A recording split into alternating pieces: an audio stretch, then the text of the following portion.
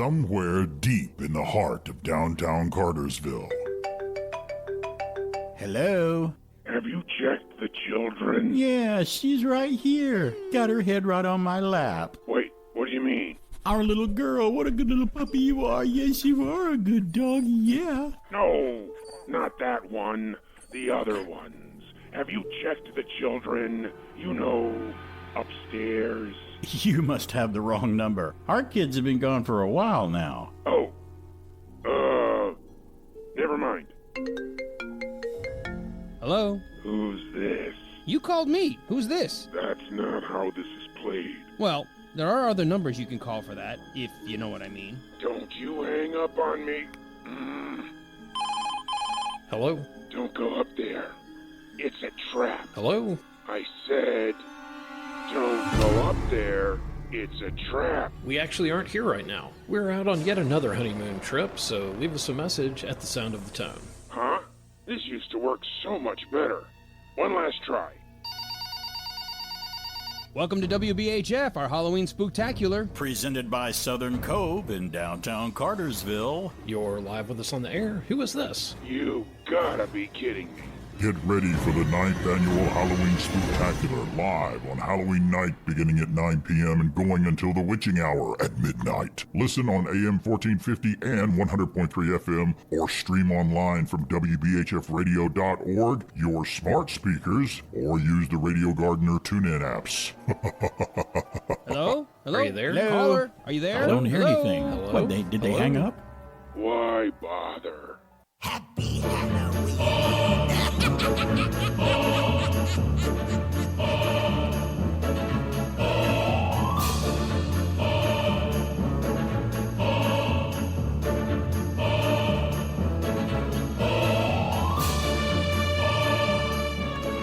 Hey, everybody, and welcome to our 9th annual Halloween Spooktacular, live on AM 1450, FM 100.3, WBHF, brought to you by Southern Cove. Barry forgot to take his acid reflux and his reducer. He had himself a Diablo sandwich and a Dr. Pepper to go. Hey, BK. Any response to that And it would be was- scary, so I'm not going to say it. It was definitely to go. Whoa. Remember how when a dog does that, but then you don't notice it until later and you go, oh! Or a baby. It just made its way over here. That's the submarine, silent but roommate. deadly. It floated this way. You know, Something silent this way comes. the scariest part of tonight is that I figured out. The scariest part is this is the 9th annual.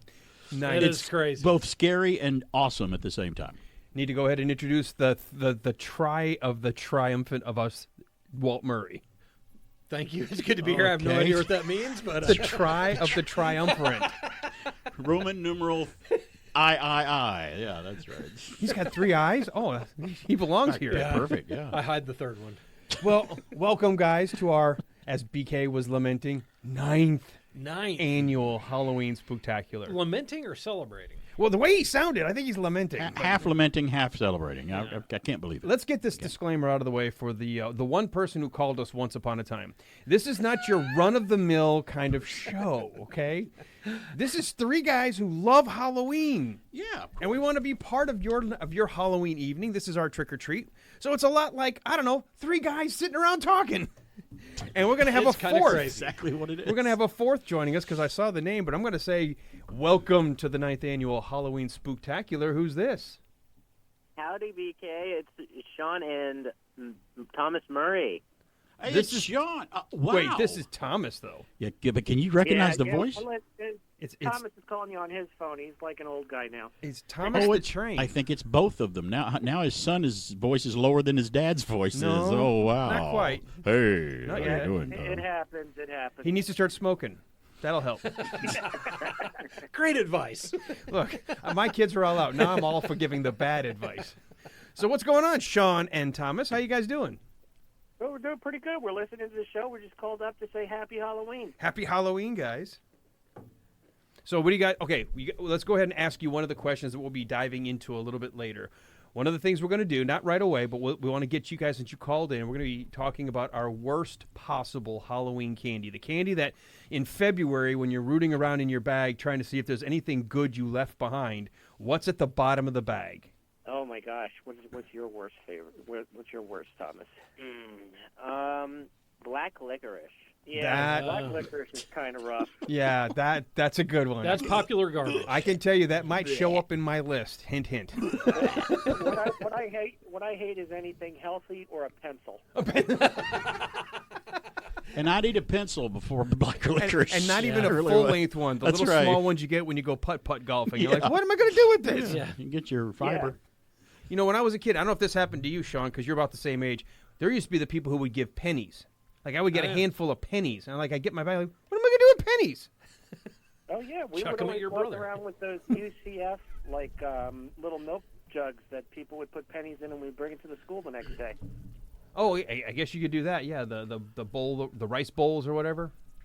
Yeah, what was it, UNICEF or something Yeah, like yeah. that? Where the schools.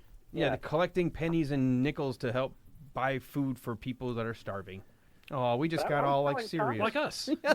I don't think any of us in here. Thomas that when I was a kid, Halloween was a big deal when I grew up in New York, and we would one of the people down the street, they would make full-size candied apples for all the kids when they would come by. It was amazing.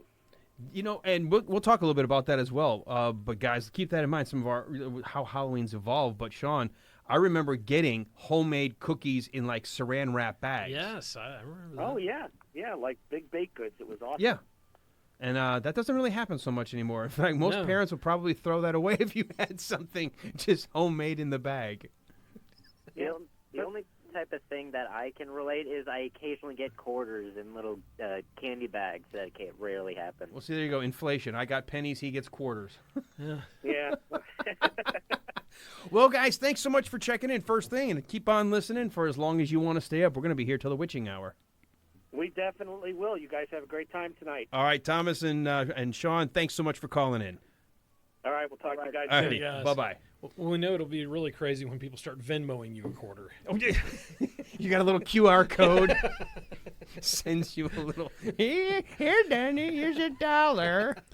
I grew up in North Alabama, and we had some neighbors from up north, and I received a dictionary once. I don't know why. Only you, though. Odd. Yeah, give me a dictionary The in only my dictionary bag. in Alabama. He gave me that. Well, look at, Don't we got know why. ourselves a mummy with a snake outside. Okay, he's a mummy, but you know the snake that he's got, it's not one, but he's kind of doubling and maybe as he's an asp. And He could be an asp with a P. A-S-P. Well, that an snake's asp. in the right place. It's on the other side of the glass. Right. Very dangerous. The asp is on the other side of the glass. Very dangerous. It had You go to be first. snakes.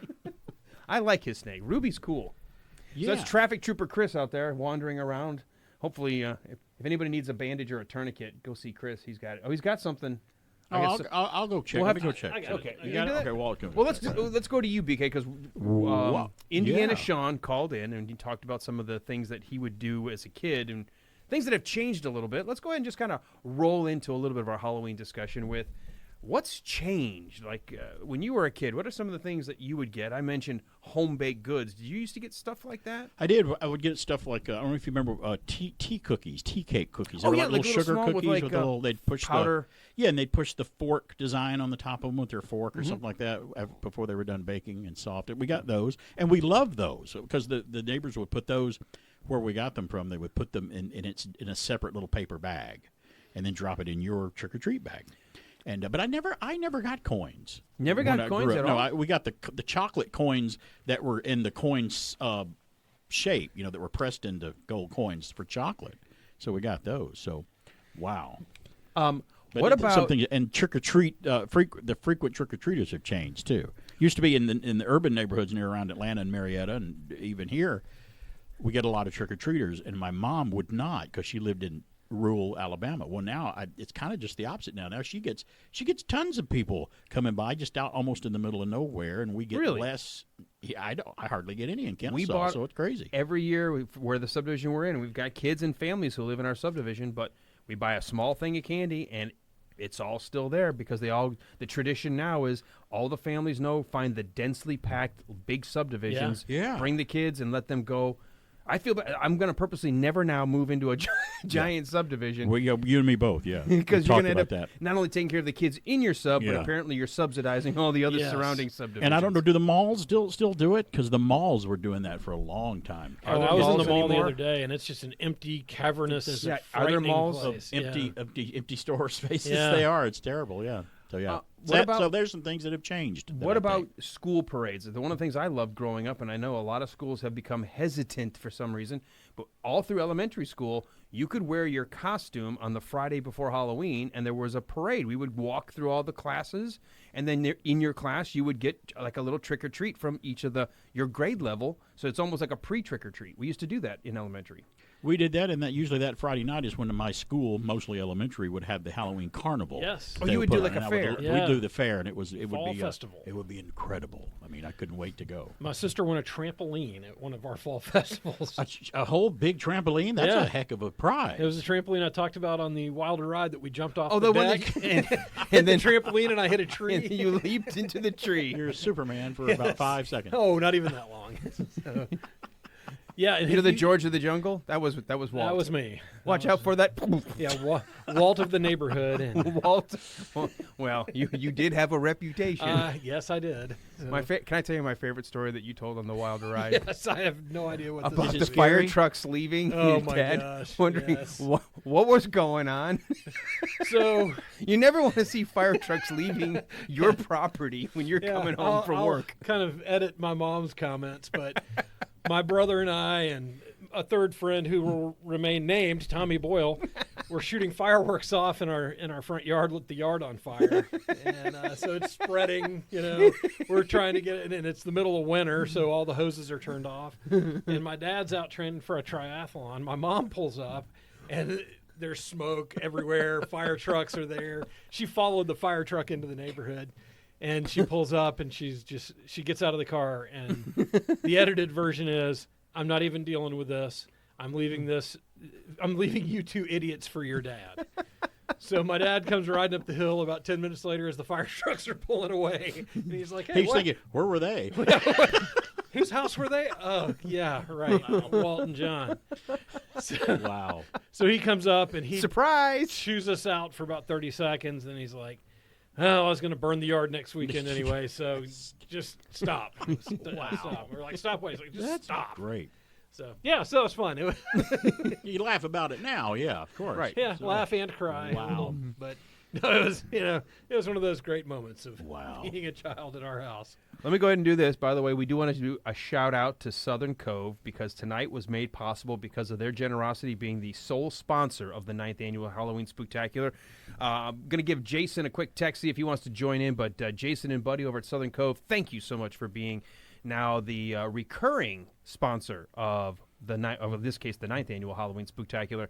Let me give you the phone number as well, because if there are topics we hit, you can certainly join in. It is a call-in talk show. We're sharing our Halloween memories, the nostalgia, the stuff we do now versus the stuff we did then, and everything in between. We're going to have some content, including movie posters and movies that we think are pretty cool in the Halloween tradition that you may have never even heard of or seen. As BK was doing on his show on Saturdays leading up to tonight, you're not the Run of the Kill movie, not sure, instead of Run of the Mill, Run of the Kill. And we're going to talk about some of the worst candy you could have ever possibly gotten. And a movie that everybody said is going to be so super scary. And then you looked at it and go, this is a joke. Good morning or good evening. You're on the air, WBHF. Sorry, it looks just like this when I get in the morning. Who's this? This is Scott. Hey, Scott, what's going on?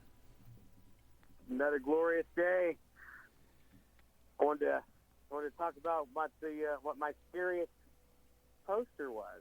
Hey, it's Scott from Blue Ridge, Georgia. Yeah, hey, Scott, how you doing? That's it, man. Scott from Blue Ridge. What's up, Barry? Not much, buddy. Having fun. So you want to talk about your what? Your poster? The poster, the poster that even today I can see it and it just kind of sends a chill. It was from The Exorcist, but it was the one with Linda Blair's picture on it. Oh, yes. Yeah, there were multiple kinds of posters depending what edition you saw. But you talk about the one where she's kind of got the face; it's all kind of rotten, and she's got the green eyes, and maybe some of that goop still Right. stuck. Oh, I horrifying. think that was the first VHS release that they had of that one. Yeah, that was pretty rough looking. That's yeah. Spoiler alert: she's going to get possessed. Yeah.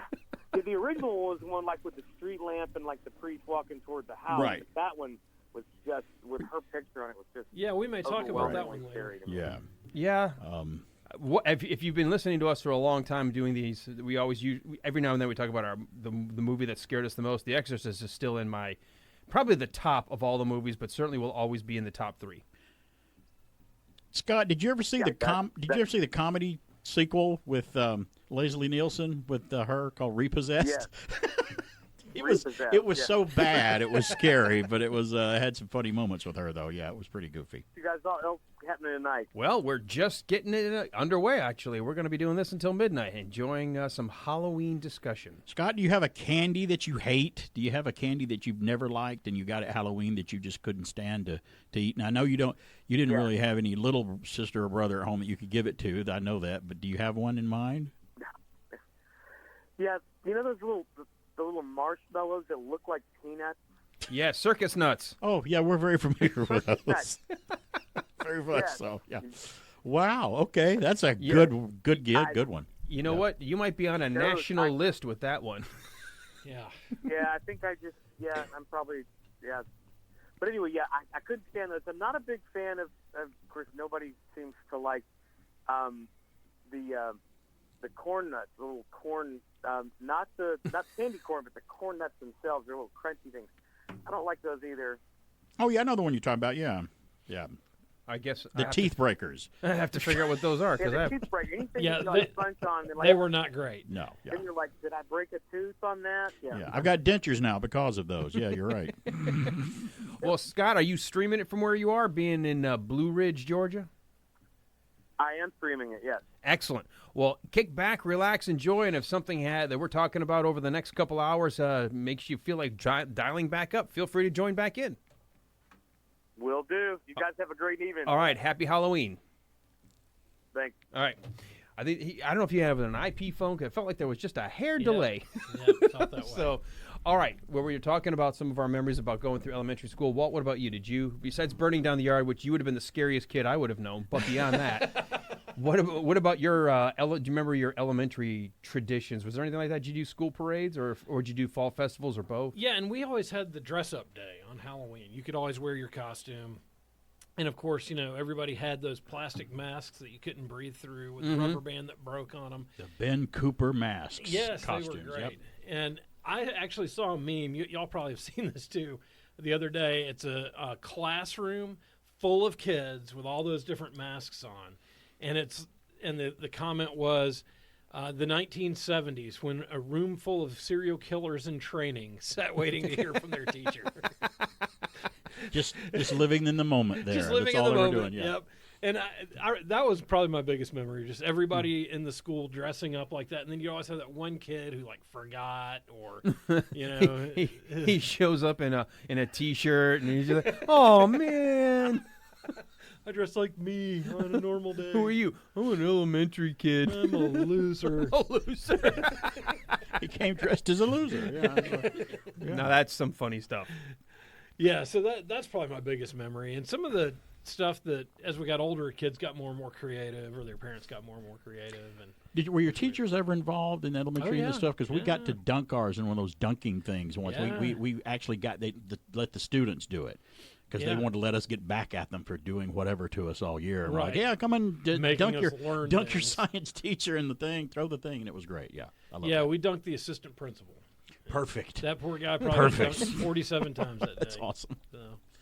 That's great. All right, well, let's do this. We'll take a short time out right here. We'll come back, and we'll let BK, when we come back, introduce us back and see what we want to do. Do we want to do on the Pat McCormick special when we come back? What do you think? Should we do the Elvira? That's fine with me, whatever you want to do. How about we do that? We do a little Elvira. Barf, cough, barf. That's a different thing. It's a different version of it. That's okay. That one's scary. You can play that one later if you want to. Scary and terrible. Wasn't that the song they made a parody? Flu Virus instead of Elvira? Yeah. But who sung Elvira? It was Oak Ridge Boys, Oak Ridge right? Boys, That's right. Yeah. That was a memory for you. I can honestly say I saw them at the Fox Theater when we first moved here. Wow. Nice venue. It was. Nice. Had no idea what I was that doing there. We're moving from the north to the south. We got to fit in. Let's trying to get see it. the Oak Ridge Boys. Alan was being assimilated by the Southern Borg at that point. Yeah. What happened to my rock music? You're going to be introduced to country. Resistance is futile, Alan. We'll be right back with more of our 9th annual Halloween Spooktacular, brought to you by Southern Cove.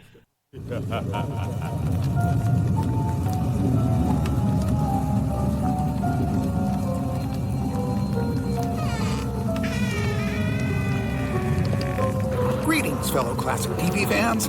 Movie Macabre with Elvira, Mistress of the Dark, ran from 1981 to 86 for a total of 140 episodes. As a local late-night series on LA's KHJ-TV, no one could have predicted that it would become the huge hit that it did. Elvira soon earned the distinction as the very first horror host to be syndicated nationally. Hailing from Manhattan, Kansas, the young 4-year-old Cassandra Peterson told her mother that she wanted to be the queen of Halloween. Clearly, her wish came true. Inspired by Anne Margaret, she was discovered while attending a show in Las Vegas. Capitalizing on her stunning good looks, she convinced her parents to sign on the dotted line, thus making her the youngest Las Vegas showgirl ever at just age 17. With a bit of coaxing from her friend Elvis, Cassandra realized that she had more to offer than just dancing skills.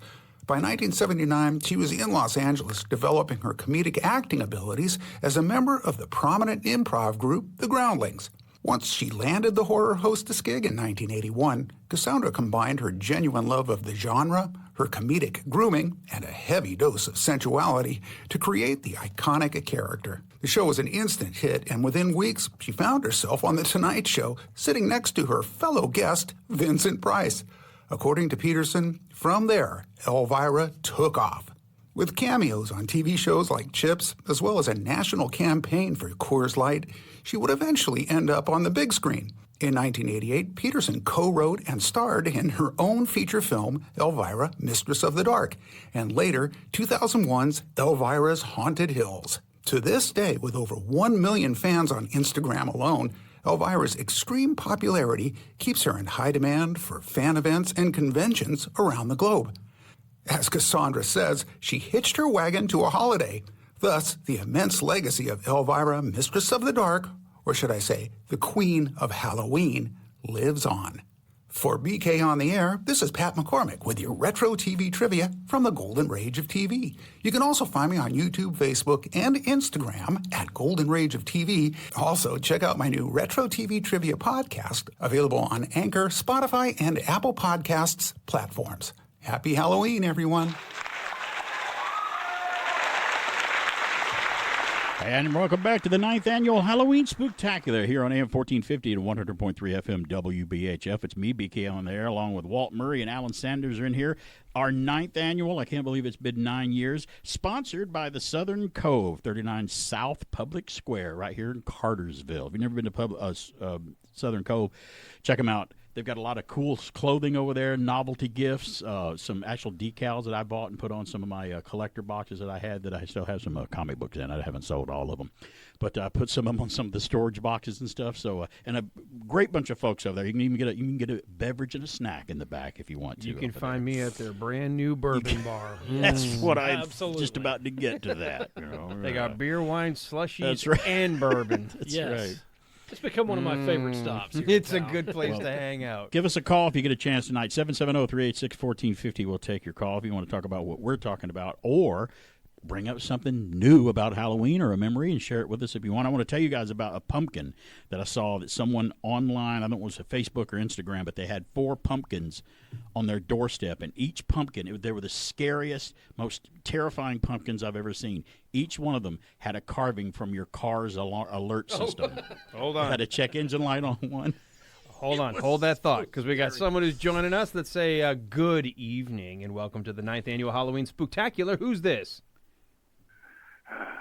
Oh, I can already tell. Somebody with asthma. I can tell. What are you guys wearing? This is a. Great. Hold on. I haven't had one of these phone calls in so long. I'm going to go ahead and do this. This could be for either one of us. Look. No, wait. Look, I've been married a long time. So what are you wearing? I want to know what Walt's wearing first. Okay, what Walt? If Walt's wearing? Hey, no, he is. I actually Damn have your eyes! Too late. I have a great shirt on tonight. Too late. How you doing, Pat? Man, you guys You guys sound all giddy and stuff. Well, it's early. I was going to say it's late. You better be sure I don't know it what is giddy late there. means. Wait, you need to tune in that last hour and just realize how punch drunk we all are at that point. You think we're giddy now? Man, it's early here. You know, the moon hasn't even come up over California. You know, I tried to keep up with you guys in Georgia last weekend. If you noticed, the moon wasn't up yet, so I had to improvise. Well, we appreciate number one. I'll tell them that off the air, Pat. Yeah. What he means by that. He sent that to me, and I was like, ha, ha, ha. And my wife was like, you want to explain yourself? Thought it was just me that he sent it to. I'm sorry. I'm glad I've got him blocked. Boy, you should be glad. I remember my wife was like, okay, if you're going to hang out with somebody, at least could it be somebody attractive? I mean, boy, that chick is ugly. I'm like, it's not a chick. Like, you know. Oh. Hey, I take that as a compliment anyway. I got my best side, too. Although it was bare, so that's nice. And shaving for you, Alan. I always shave. Notice that I knew where to stop. I'm not saying anything else. I'm like just letting clean it go. cut and smooth. Letting it go. Happy Halloween, my brother. Pat, before you go, thank you for the Elvira background. That was awesome to learn her start. And to be honest, until tonight, I did not realize that Elvis had a part of her background. Yeah, as a matter of fact, he pretty much saved her because she was falling into an abyss in Vegas. And it was just because she was so young and so voluptuous. Excuse me, I'm choking on my least favorite Halloween candy. What is it? Oh, I thought you would never ask. God, am I a part of the show? It's a vaudeville act. Where's the hook? Tell me, Mr. Smith, what are you choking on? I can be a straight man if I want to be. Well, yeah. Barry, your secret's safe. Anyway. Well, go ahead and tell us, since you brought it up, what is your least favorite candy? Yeah. Jolly Ranchers. What? Okay, we Rancher. cannot be friends anymore. I made a good living on Jolly Rancher sales in high school. Do you realize I went from Jolly Ranchers by themselves to realizing if you drop them in vodka, it's a whole new experience? See, now, that's just it. Creativity was not part of my scene, man. And the fact is, we had those candy cellathons, and I actually won a bike selling those crappy pieces of candy with those were they Jiffy Pop wannabes with nothing in the center? Not only that, try unwrapping those damn things. You're lucky if you do it in one try. The second try, it's probably not going to work either. And by the third try, you just throw it in your mouth and kind of like hope that the plastic oozes off onto your tongue and you don't swallow it. Oh, I love when the candies have the cellophane eventually adhere to the candy and you can't pull it off. And you just decide, am I this desperate to just hope it dissolves and then I can spit the piece of cellophane out? Yeah, been there, done that. Get rid of it some other way eventually. Yeah. Oh, no. Don't tell Mom. Well, this too shall pass. This too. Alan, I want that recipe because there is no way in hell I'll ever have Jolly Ranchers again unless it's in a fine cocktail. Oh, I'm telling you, you just let it sit there for a little while, it'll dissolve, and it adds a whole new flavor. But if you don't like the flavor of Jolly Rancher, I can't help you. Like, I loved almost all the Jolly Ranchers. It's just sugar and toxic flavoring. Red dye number 5. Or green. Exactly. Well, Pat, thank you so very much for calling into our Spooktacular. Obviously, keep listening, and if something happens to inspire you to call back in, we'd love to have you back. Well, I've been already inspired enough, and oh God, I love you guys. And, we'll have a happy Halloween, buddy. Same to you all. Hey, first time I ever talked to BK on the air was on Halloween. That's right, it was. Years Yeah. ago. Yep, very much so, and I'm glad for it. Was it 5? Oh my gosh! It's been a while. Anyway, I don't know. But we anymore. don't want to go through that story again. I don't know anymore. All right, Pat. Have a great time, buddy. You two guys. Love you all. All right. See ya. I love that guy like a brother from another mother, but I cannot agree that Jolly Ranchers are bad. I like them, so I can't. I got. There may be a flavor you don't like, but in general, Jolly Ranchers, like maybe earwax or something from Harry Potter. Yeah, Jolly Ranchers were like gold as kids. We would love having those. All right, we got another caller, and we got to say hello and welcome to the 9th annual Halloween Spooktacular. Who's this? This is Jason Frederick from Southern Cove. Thanks for having me call in. This is great. You are by the way, if you don't have sales tomorrow, you chose to support us, so. Yeah, it could go either way here. That's right. We'll see how that turns out for us. But we are having a good time already, and I'm glad you're able to call in for just a second because you are the principal sponsor. You help make this evening possible. For folks that might be brand new or listening from points afar and they're thinking about, should I come visit Cartersville, why should they pop into Southern Cove? Oh, man, you really could pop into anywhere in downtown and enjoy yourself. So thanks for that. Southern Cove is super unique with gifts and apparel. We have the largest selection of on-premise pouring when it comes to spirits, bourbon, whiskey. We got beer and wine, but primarily we're a retailer with gifts and apparel, and you can have a drink while you shop.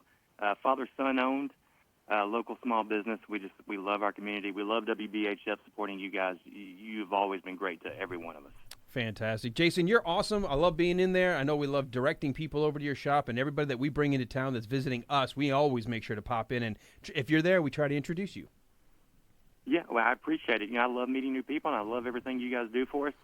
Keep up the great work, and thanks for having us on this year again. Jason at Southern Cove is the reason for our Halloween show season, baby. It's the reason. That's right. Jason, I like it. Before I let you go, because the holidays are really rapidly approaching. After today, you're going to start seeing the Christmas lights and commercials and everything. What do you got special coming up for Southern Cove? Ooh, well, downtown's holiday open house starts Thursday. All the stores should be staying open pretty late. I think it goes on until 8 p.m. on Thursday this week. So come out and check out downtown. Definitely hit up all the retailers, the restaurants. I know that we got tons of new merchandise that is pouring in by the day, so we can try to help you guys get your Christmas shopping done. But get it done. Come in. Don't wait till last minute. Pickings get slim if you wait too long. But right now we're locked and loaded, ready to go with all kinds of neat and cool stuff. I got to ask, because you have some of the best trick boxes to put stuff in. Are you going to have a selection of those this year? We do. We have a large selection of print gift boxes. So if you're looking for a unique gift, we got that. If you're looking for something unique to put that gift in, we got that too. So when they unwrap their present, they're going to think you got them something absolutely ridiculous off the wall. But the real gift is inside. That's the best. Tomorrow. I got to tell you, that is the best. Jason, thanks so much, you and your dad, for being sponsors of the show. You've done it for the last few years, and we really appreciate you guys. Hey, it's our pleasure. We love you guys, and we hope you all have a great evening. Thanks for everything you do. You guys are rock stars. Absolutely. Yeah, Happy Halloween. Happy Halloween, guys. All right. Have a good night. Bye-bye. Thanks. Awesome. Yeah, we did that. We got a box from my father-in-law before he passed away, and it was something like a fart cleanser or something.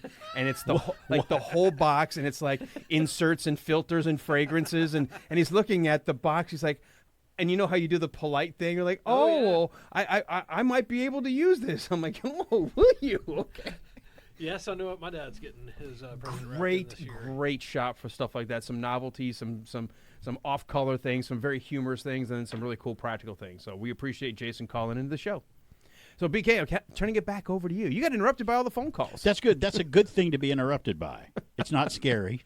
Well, not yet. Well, anyways. It was Pat for a while. I had no idea he sent you that photo to Yes, he talk did. you off the air and compare and make sure it's the same one. I saw a pumpkin. So way more of Pat than I was ever expecting.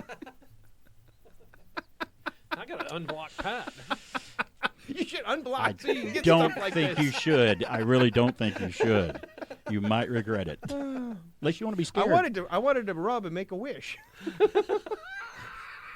Wax on, wax off. I'm glad nobody's listening.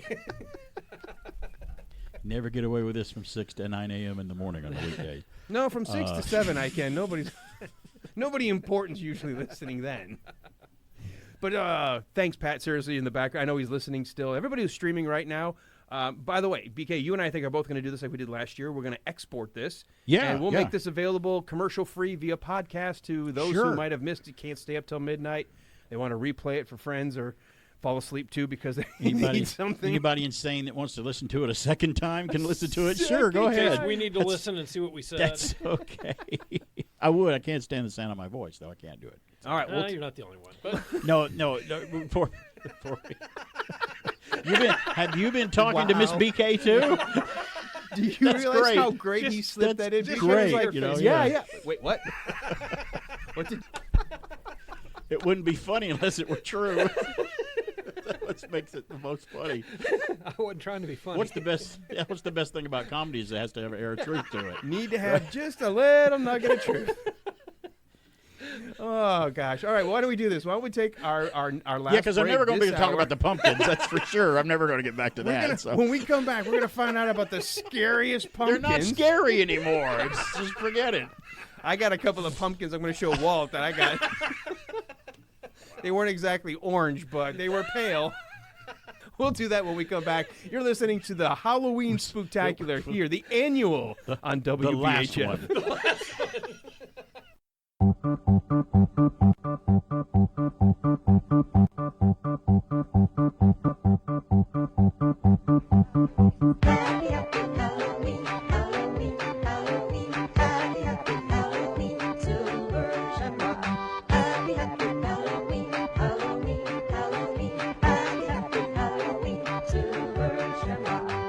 It's almost time, kids. The clock is ticking. Be in front of your TV sets for the Horror-thon. And remember the big giveaway at 9. Don't miss it. And don't forget to wear your masks. The clock is ticking. It's almost time. Happy Halloween, Halloween, Halloween. Happy Halloween, Silver Shamrock. Happy Halloween, Halloween, Halloween. Happy Halloween, Silver Shamrock. In the darkness of early morning, in a new suburban home, 6-year-old Carol Ann will be the first to realize. They're here. That thing is in there with my baby. And you will never look at your television set the same way again. Poltergeist. It knows what scares you. A Steven Spielberg Now production. playing at a theater near you, check newspapers. You can go see it right now if you want to at a theater near you. It's Poltergeist from 1982. It's BK on the air and all the guys here at the 9th Annual Halloween Spooktacular. I think we've recomposed ourselves now. We've taken a break. We've breathed a little bit, and we're back. So that's cool. Walt is here with us as well, and Alan. He's the instigator. It's all because of Walt. Who, me? I think we can blame Pat McCormack for that last instigation. I think there's another co-conspirator. Well, there is an element, but I can't blame him directly because he's not on the phone anymore. Well, that's true. He's kind of the grassy knoll. He's listening from the grassy knoll. It's terrible. It's Halloween. Happy Halloween, guys. Happy Halloween, yeah. Happy Halloween. It is always a happy one when we're all together. I've been looking forward to this all. When I saw the calendar was coming up and it was end of September, I'm like, oh look, October's coming up. I know what that's going to happen at the end of the month. And like, you're going to go to a party? Oh well, kind of, yeah. It is kind of a party here. Every year in July, one of us sends a text to the other two and says, "Hey, do we need to start talking about this?" It's usually me, and that's fine. You know, it's like, hey, do we think we need to make a commercial about this? Maybe we should. Yeah. And then the week before, and that's fine. Nothing wrong with cramming for the exam at the last minute because Lord knows a lot of us did that. So. Well, you know, the thing we talked about is every now and then we're going to probably circle around to a similar subject, but it doesn't mean it's going to be the same list or the same thing because our tastes change, evolve. We see new movies since the last time, and you've got actually a really cool thing we'll get to in a second. I don't know if you want to do it this hour or next hour. I do want to end. I'll tell you this. I have a buddy of mine who is an author. He just wrote his first full novel. He has been slowly building his craft, and he enters a lot of these very short contests for like less than 500 word horror stories, less than 500 creepy. And I was like, hey, could you write one for our Halloween Spooktacular? So we can do a special shout out to Chris Frew, a member of the Cobb County Detectives. He's a cop by day and he's an author by night. But I've got a story that we will end with. It's about 4 minutes long. Who recorded that story that he wrote? Did you you record it? Yeah, I recorded it. So you recorded the Telltale Heart for your show with your voice, and you recorded this one too. So. Right. We all love your voice. I want you to know that. Spotlight. We love that. No, you think don't. it's great. Yeah, we do. No. I fall asleep thinking about your voice every night. My wife does too. It's like having a good conversation, and then I pause and I hear. Yeah. She's dreaming about snorkeling. I always like to keep my audience riveted. Well, good. That'll be good. I'm glad. I'm so happy to be here tonight, and can't wait to get all the stuff that we've got. Why don't you hit us with your pumpkins? I know you got interrupted by the phone calls. Right. Well, pumpkins. Getting to be a pumpkin carver is an art, and I saw one. I don't know if you guys have seen these, but these artists that get a hold of these pumpkins. Have you seen the one that's got the Predator's face on it from Predator? Yes. An alien. I don't know how they do it because they're not going to last. They're temporary. It's just a Right. pumpkin that's going to go away. But I saw one the other day that someone posted from their doorsteps of their front house that each pumpkin had an alert light from your car on it. One had check engine light. One had the oil symbol. One had like low tire pressure. One had catastrophic transmission failure at the little wrench thing. How much scarier of a pumpkin can you get than those? Scary thing, other than IRS. Those would be as the a kid, scariest you'd be ones. like, I don't know why that's scary. As an adult, you're like, oh, a whole different type my of God. scary. There goes all my paycheck. There goes time without the car. Yeah. All this adulting that gets in the way. It was scarier than any monster that we could see. Here's the funny thing. I said on my show today, I do a political talk, and I was like, I have to go to the horror movies to relinquish myself of the horrors of what I have to Yes. deal with in the actual news. It's just 2 hours of distraction. Thank goodness it's demons and monsters and Yes. blood, and oh God, that's so much easier to deal with. Gore and mayhem. Oh, just absolute carnage. Thank God. At least you know where you stand with a ghost, right? At least you can tell what he's going to do. Right. The other stuff, no way. Generally speaking. Yeah. That's terrible. Okay, so, but as far as pumpkins, the carving, we used to do that when I was with my kids. We don't carve them anymore because the kids are all gone. But I actually got the little saw kit that had all the little tiny saws. Yeah. And I would do those patterns, and it was so cool. I couldn't draw the pattern. I had to get the pattern book and then put the little pins to kind of mark where to cut. But I enjoyed doing that. That was a lot of fun. It was all I could do just to carve two triangular eyes and say, a mouth, and I'm not in. the I can't classic build triangle. stuff. Yeah, I can't do that. Yeah. But it was fun to try. I couldn't put models together with instructions and glue. I mean, it was just they always fell apart. I just wasn't. This guy here, Alan, he builds cabinets, and oh, honey, I need a pool table. I need a charcuterie board. Yeah, I'll just build that. Let's just build it. I couldn't build that. It would look like it come from Beetlejuice if I built it. It's a Tim Burton. It's set. like lopsided and all uneven and stuff. Well, it's like the But, hardware store that says, we can do. I'm like, no, I can't. Not no, everybody. I can't. No, Not- you come over and not do it. me. Yeah, I'll pay you. I got money. You could pay you to do it. Yeah, but that's cool though. That's fine. Well, here's the thing we'll get to, folks, in the next hour. I want to tease this because we'll get the short story coming up in just a little bit. A buddy of mine, like I said, wrote the story called Despair. We're going to talk about our worst candy. So we'll do that next hour. We've got coming up before the end of the show, we've got scariest original movie posters. We've talked movies, we've talked score before, we've talked soundtracks, we've talked pieces of music that were scary that weren't necessarily in movies. But we said, And there were some scary ones too. we said we haven't really talked about the posters. Like maybe the movie wasn't as scary, but that poster just hung with you. Just something about it. Maybe the way the it just looked, the feel, everything about it. And these are the originals, not updated DVD, not overseas Japan release. These were U.S. release original posters. Now, the ones I chose were scared me when I was younger, but I had the criteria had to be it still kind of gives me the creeps today too if I look at it. So because something that scared me when I was a kid might not scare me now. Totally agree. But that was at least the thing that I stuck to. So we love our list. We'll do that. We've also got a movie. Or I did too, but a movie that everyone said it's supposed to be super scary. It's going to really do something for you. And you end up maybe laughing at it or realizing there's nothing scary about this, or you may not even be able to make it through it. We're going to talk about the worst movie that ended up not living up to its hype. I got two as well. And one of them that I added is thanks to you, by the way. So you'll know what I mean when we get there. Well, you already know one of mine, but I added another one. Well, and I just thought of another one. There you go. Oh, yeah, you can have two as well. Two. And then we're going to do this as well. For folks that are looking for a movie that they want to see that maybe, they're like, I've seen all the horror movies. Is there anything good? We're going to give you our not your run of the kill movie list. Something that, BK, you were doing on your show leading up to Halloween. But we're going to have 5 of them tonight, right? 5 not run of the kill. I've got 5 and an honorable mention. In Okay. fact, all of my 5s, I have an honorable mention.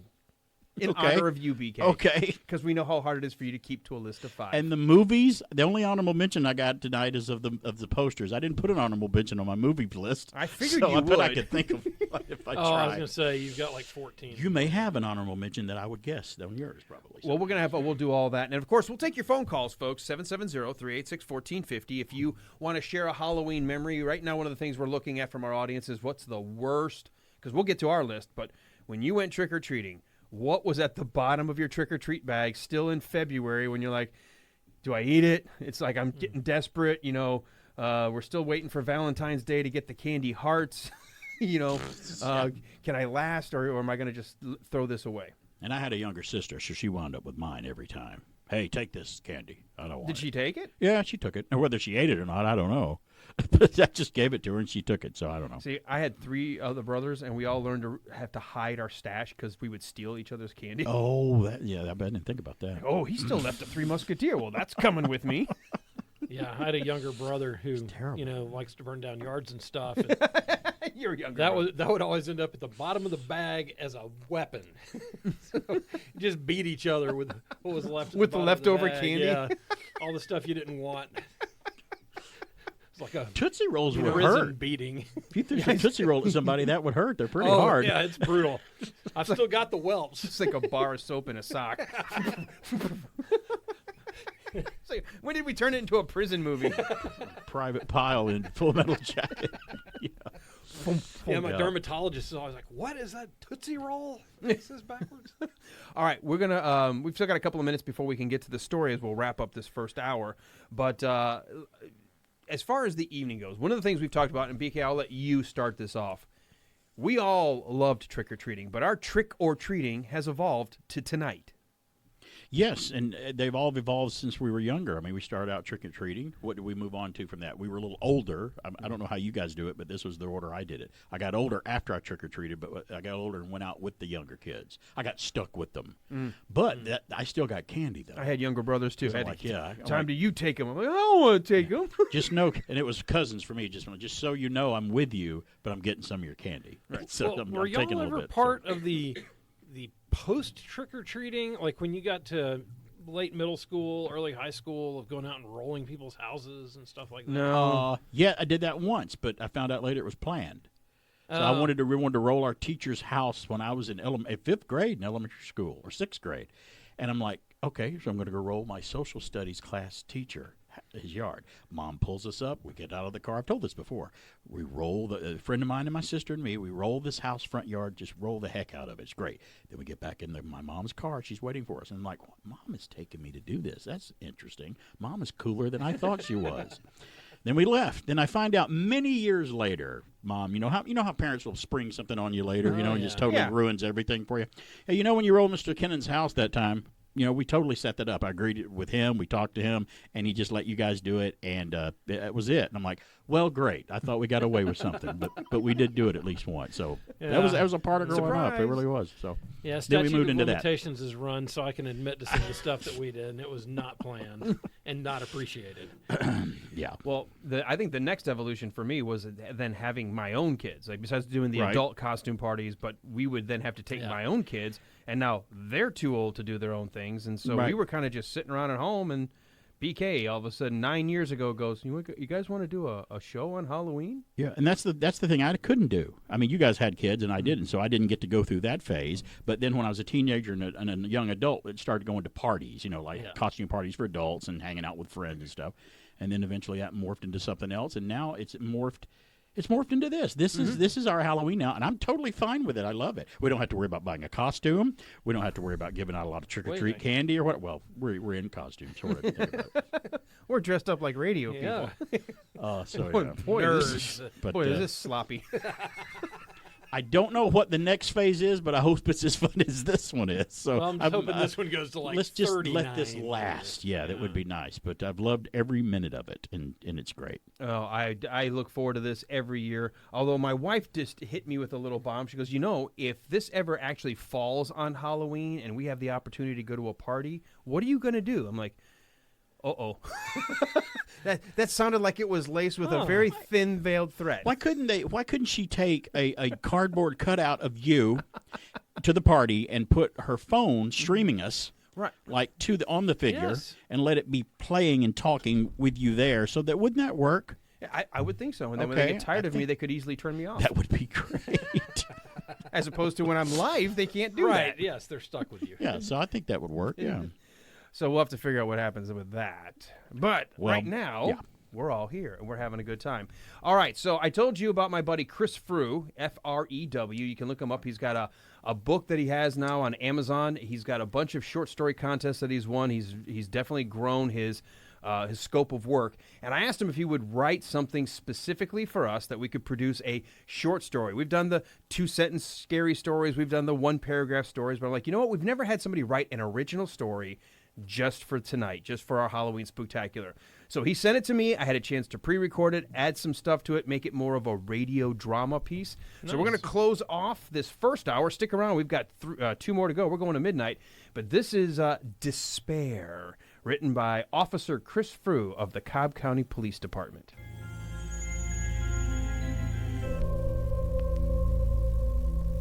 John wondered if he should have felt guilty that the first thought that entered his head when he was told his father had died was he would finally get to find out what was in that room. He brushed those feelings off and stood there, staring at the warped and stained wood that had haunted his imagination most of his life. He had asked his father about it when he was a young boy. "Dad, what's in that room?" "Despair." "Can I go in there? I want to see Despair." "No. You're young. You'll get to see Despair when you're older. Now don't ask me about that room ever again. Here, have some ice cream and shut your beak." John remembered eating his ice cream and never asking about that room again. But here he was, crowbar in hand, and eagerness in his heart. With a hard swing, he jammed the bar into the doorframe and pulled back to pry it open. As the door slowly creaked open, John felt a sinking in his stomach. "Hello?" he asked, hoping not to hear his question reverberate back, or, worse, answered. He stood there, staring as the hallway light cast his shadow into the room. There was an odd orange glow to the room due to the light bleeding through the vintage curtains covering the windows. With trepidation and a bit of morbid curiosity, John stepped inside. His eyes struggled to adjust to the lighting, and then he saw it. The only thing in the room was an antique rocking chair with a porcelain doll. In and of itself, this would be unusual enough, but there she was, missing her left eye, and the right half of her head shaved clean. The entire scene, laying dormant in front of him, instilled an instant regret for having even opened the door. He could hear his father's words, "Don't ask me about that room." One slow step at a time, he made his way over to the chair. He knelt in front of it and looked into the doll's one and only glass eye. He suddenly felt a chill rush over him, which he thought seemed a bit cliché. "So, you must be Despair," he said to the doll. And you must be that little boy your father told me not to talk to.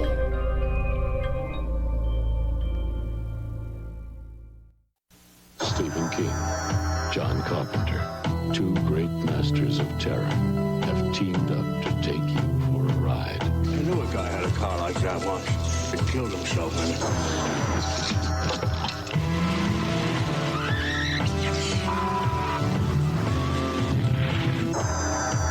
Christine, based on the best-selling novel by Stephen King, rated R. Now playing at a theater near you.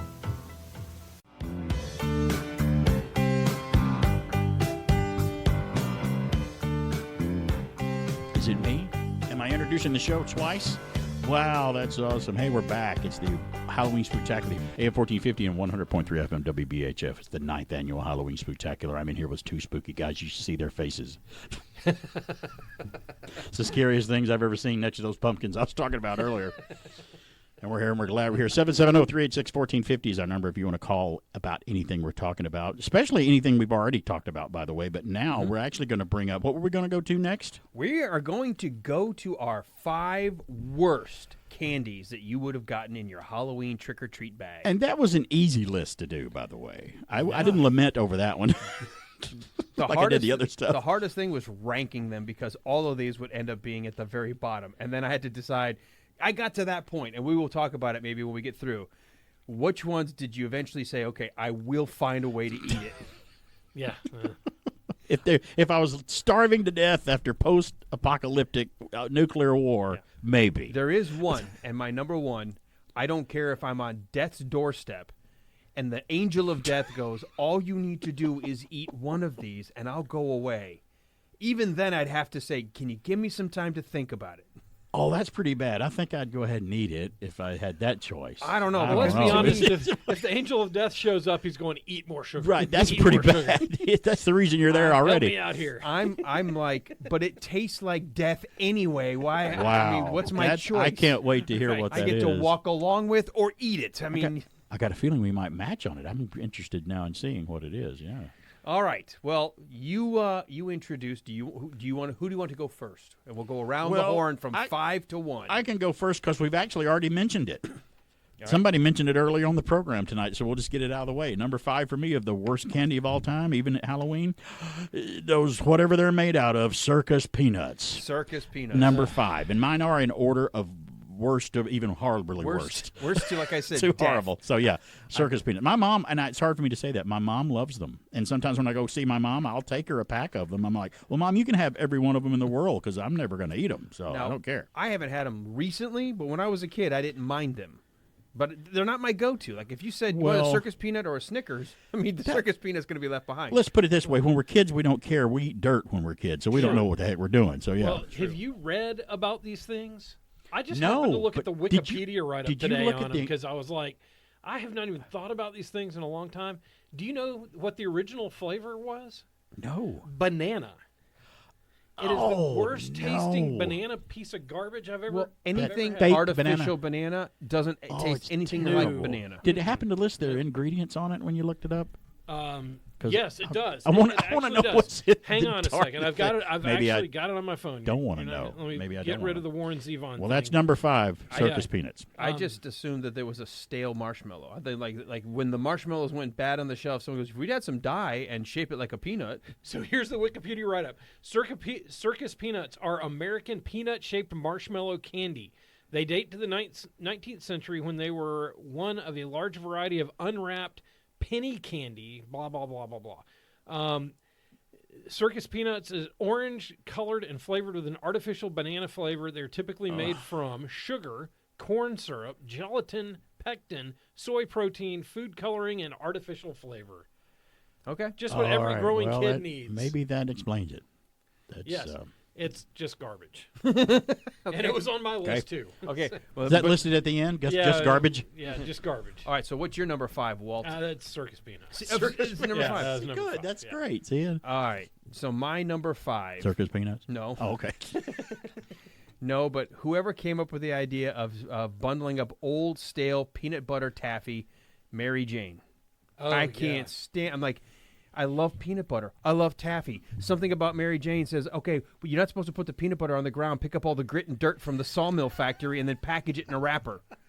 Mary Janes are terrible. I would look at those and go, no. Yeah. No. Okay. They are awful. We may get to talk about those again in a minute. So what I'll do is when we go along with this, I have the actual 10 worst ones officially from several locations, and I'll match them up as we go along. Circus Peanuts is on their list as number 1. It's on ours is number 5. Mary Jane's is on the official list at number 6, so it did make the top 10. So it's number 6. There we are. So we're matching on some of them at least, yeah. All right, so those are our 5. Now we're down to our top 4. It's going to get worse as we go. Right. Like, I would actually eat this based on the other 4 left behind. Which is not saying a whole lot. Well, I'll go ahead and tell you my number 4 was Mary Jane's. Okay. So you got number 4 is Mary so Jane's. All right. Number 4 is Mary Jane's. Mary Jane's did not make my list, but I don't like them. Yeah, you're right. Well, the thing that really drives you nuts about them is how it just sucks all the water out of your body, and when you're trying to eat them, I think it's the sawdust that's trying to rehydrate the wood pulp. Isn't that a In some ways, we could maybe pack that in things instead of the silicone gel. You could keep that to keep the Isn't moisture. that isn't that a symptom of rabies? You catch rabies. Stop bleeding. You can't drink water. Pack the wound with That's Mary terrible. Jane. Oh, that's terrible. It's not used in combat. That's terrible. All right, so No, BK don't says eat 'em. he jumped ahead because it was the same as my number 5. Yeah, so what's your number sorry. 4? Number 4 for me is I have no idea why anybody would eat this, but it's called and it's got a really happy sounding name, but they're not. Good and Plenty. Oh, horrible. I can think of 2 things wrong with that title. These Right. things to me taste like a horrible tasting medicine of some kind. It just Yeah. tastes medicinal. It doesn't taste like a pleasant candy for any type of kid or anything at all that would eat. I think So if I had had an honorable mention in this category, that would have been it. they're just nowhere good at all. Nope. No thanks. That's number 4 for me. Okay, and my Good and Plenty did not make the official list, Blue. I don't think they're on. it does. Does it? No, they're not on the official list of 10. Are you sure? I'm sure. Nope, they're not on here. Well, Good and Plenties are not on the here. wrong list then. Well, it's a pretty big one, but it's number. We'll make it number 11 for them. Then. All right, my number 4, I put in the generic category of any hard yellow candy wrapped in cellophane. Generally, grandma candy. Yes. And we know exactly what you're talking about. There's no name brand on it. You have no idea who to sue if you end up choking on it.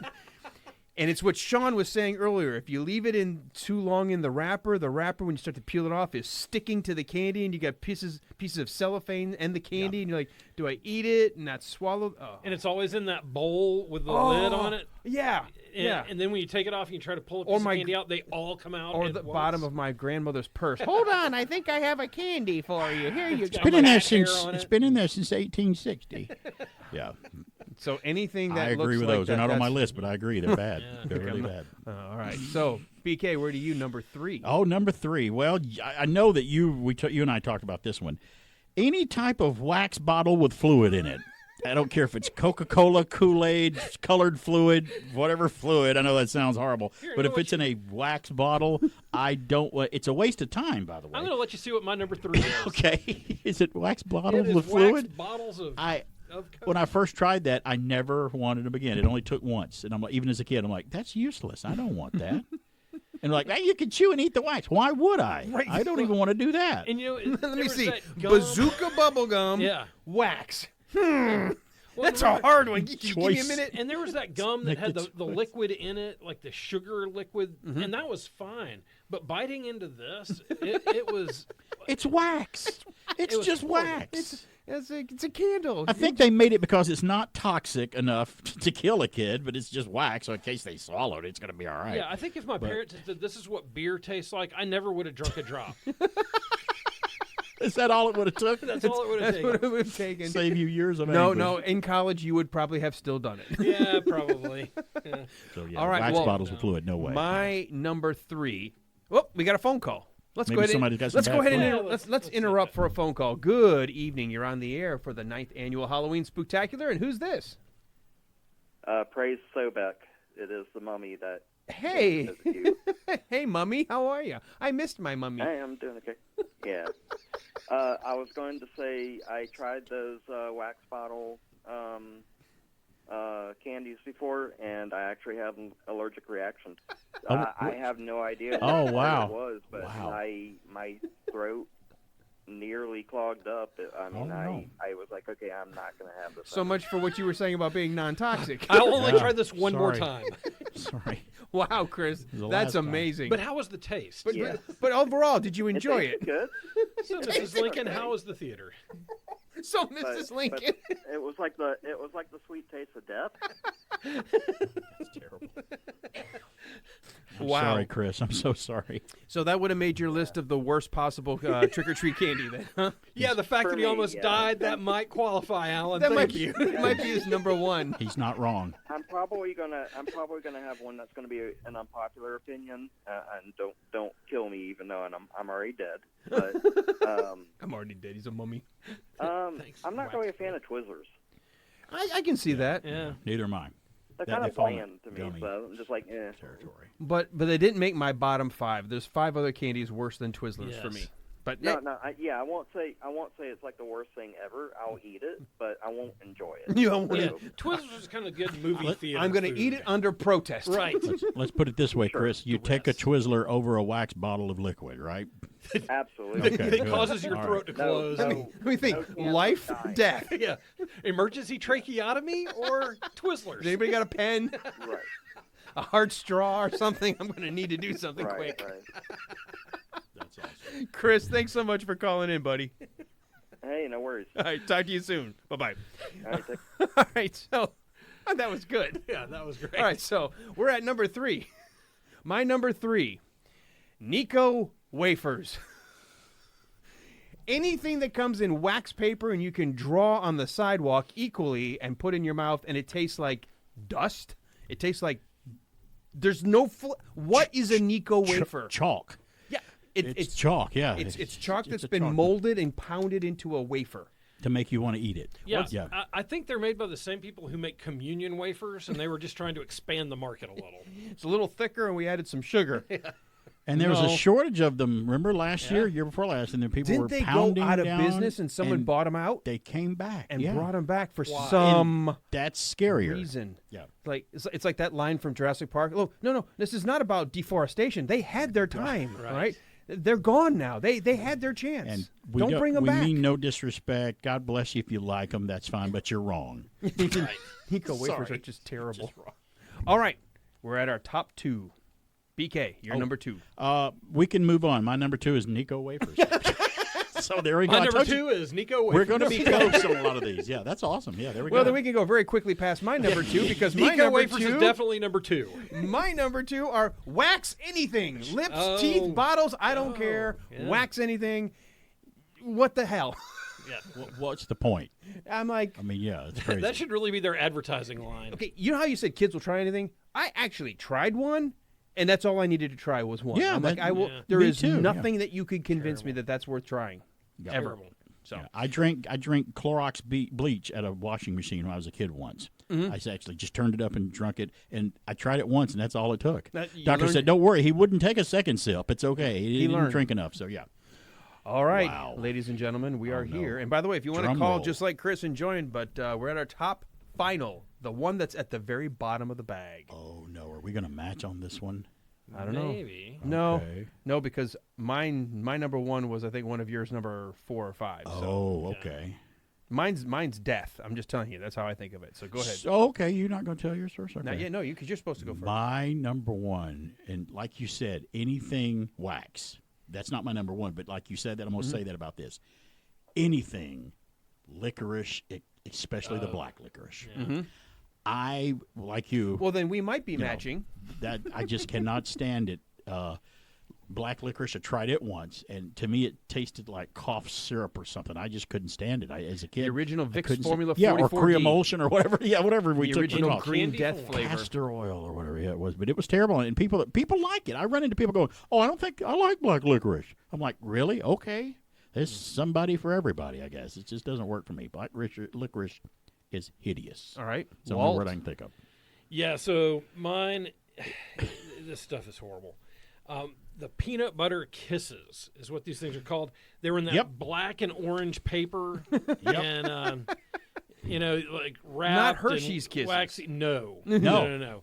This is like Jif's weird brother in candy blob form, wrapped in black and orange wax paper.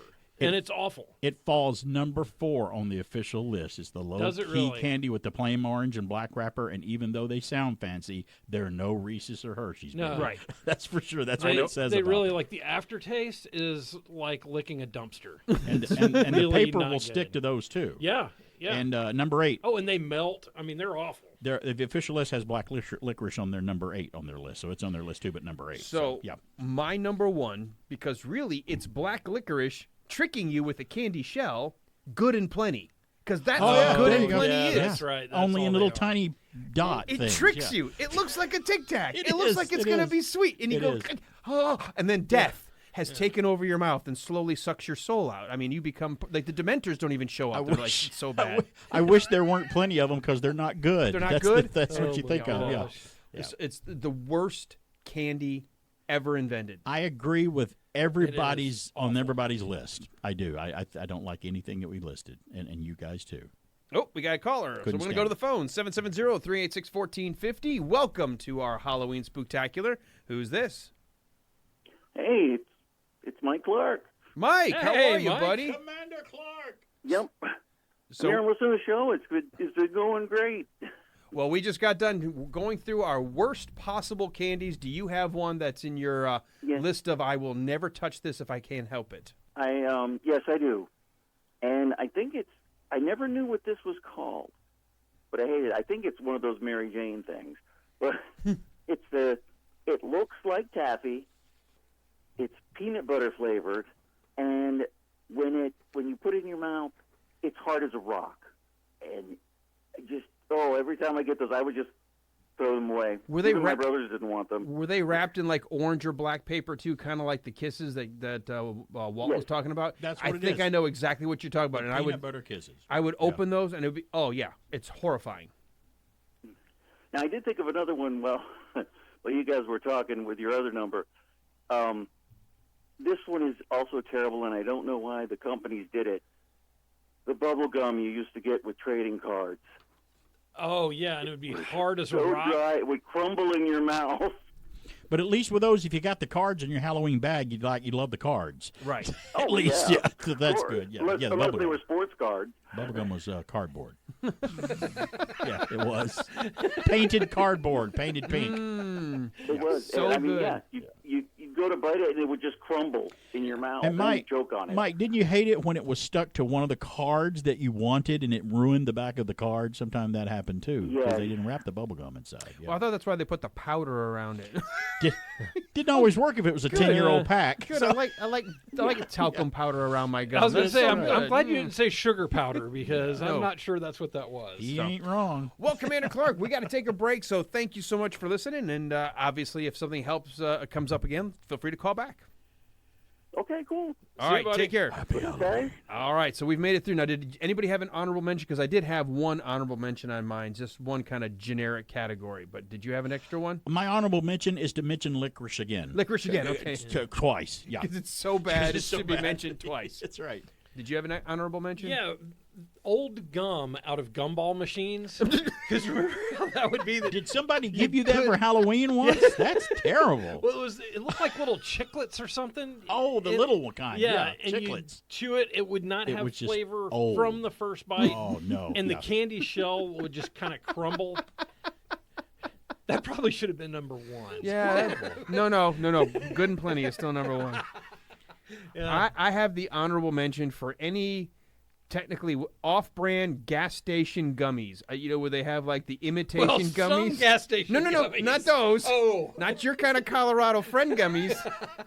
I don't even know what that means. I'm talking about the kind that you start reading the write-ups and they put whatever chemicals in it that Oh, make you have to run to the gosh. bathroom like 10 minutes later. Like, whoa, I didn't know that was laxative gummy. I forgot who made Haribo or something, like some off-brand. And if you go and read the reviews on Amazon, they are phenomenal. They are tremendous. Anytime someone goes, well, just get me a pack of gummies from the gas station, I'm like, No. Those are not gummies. I don't know what that is. There are so many reviews on Amazon that have the words intestinal distress on them. That's exactly right. Buckle up. You're getting for a ride. Negative calories. We got to take a break. We'll come back. We're going to have a lot more fun. I can't believe we're already halfway through, but that means we got halfway to go. Certainly need to take a break. That's for We do. sure. I just need to reset so we can go into the next topic. All right, we'll be back. We've got more coming your way on our 9th annual Halloween Spooktacular presented by Southern Cove. Come a little closer, madam. I want to tell you about something your children will love. Monster vitamins. They're fun. They're screaming Mimi. Babbly Bap. Monster Mobile. Monsters taste terrific too, Mother. Your children should get vitamins by eating right, but when they don't, Mother, Monsters and Monsters Plus Iron sure help. My children love them. Right, kids? Right!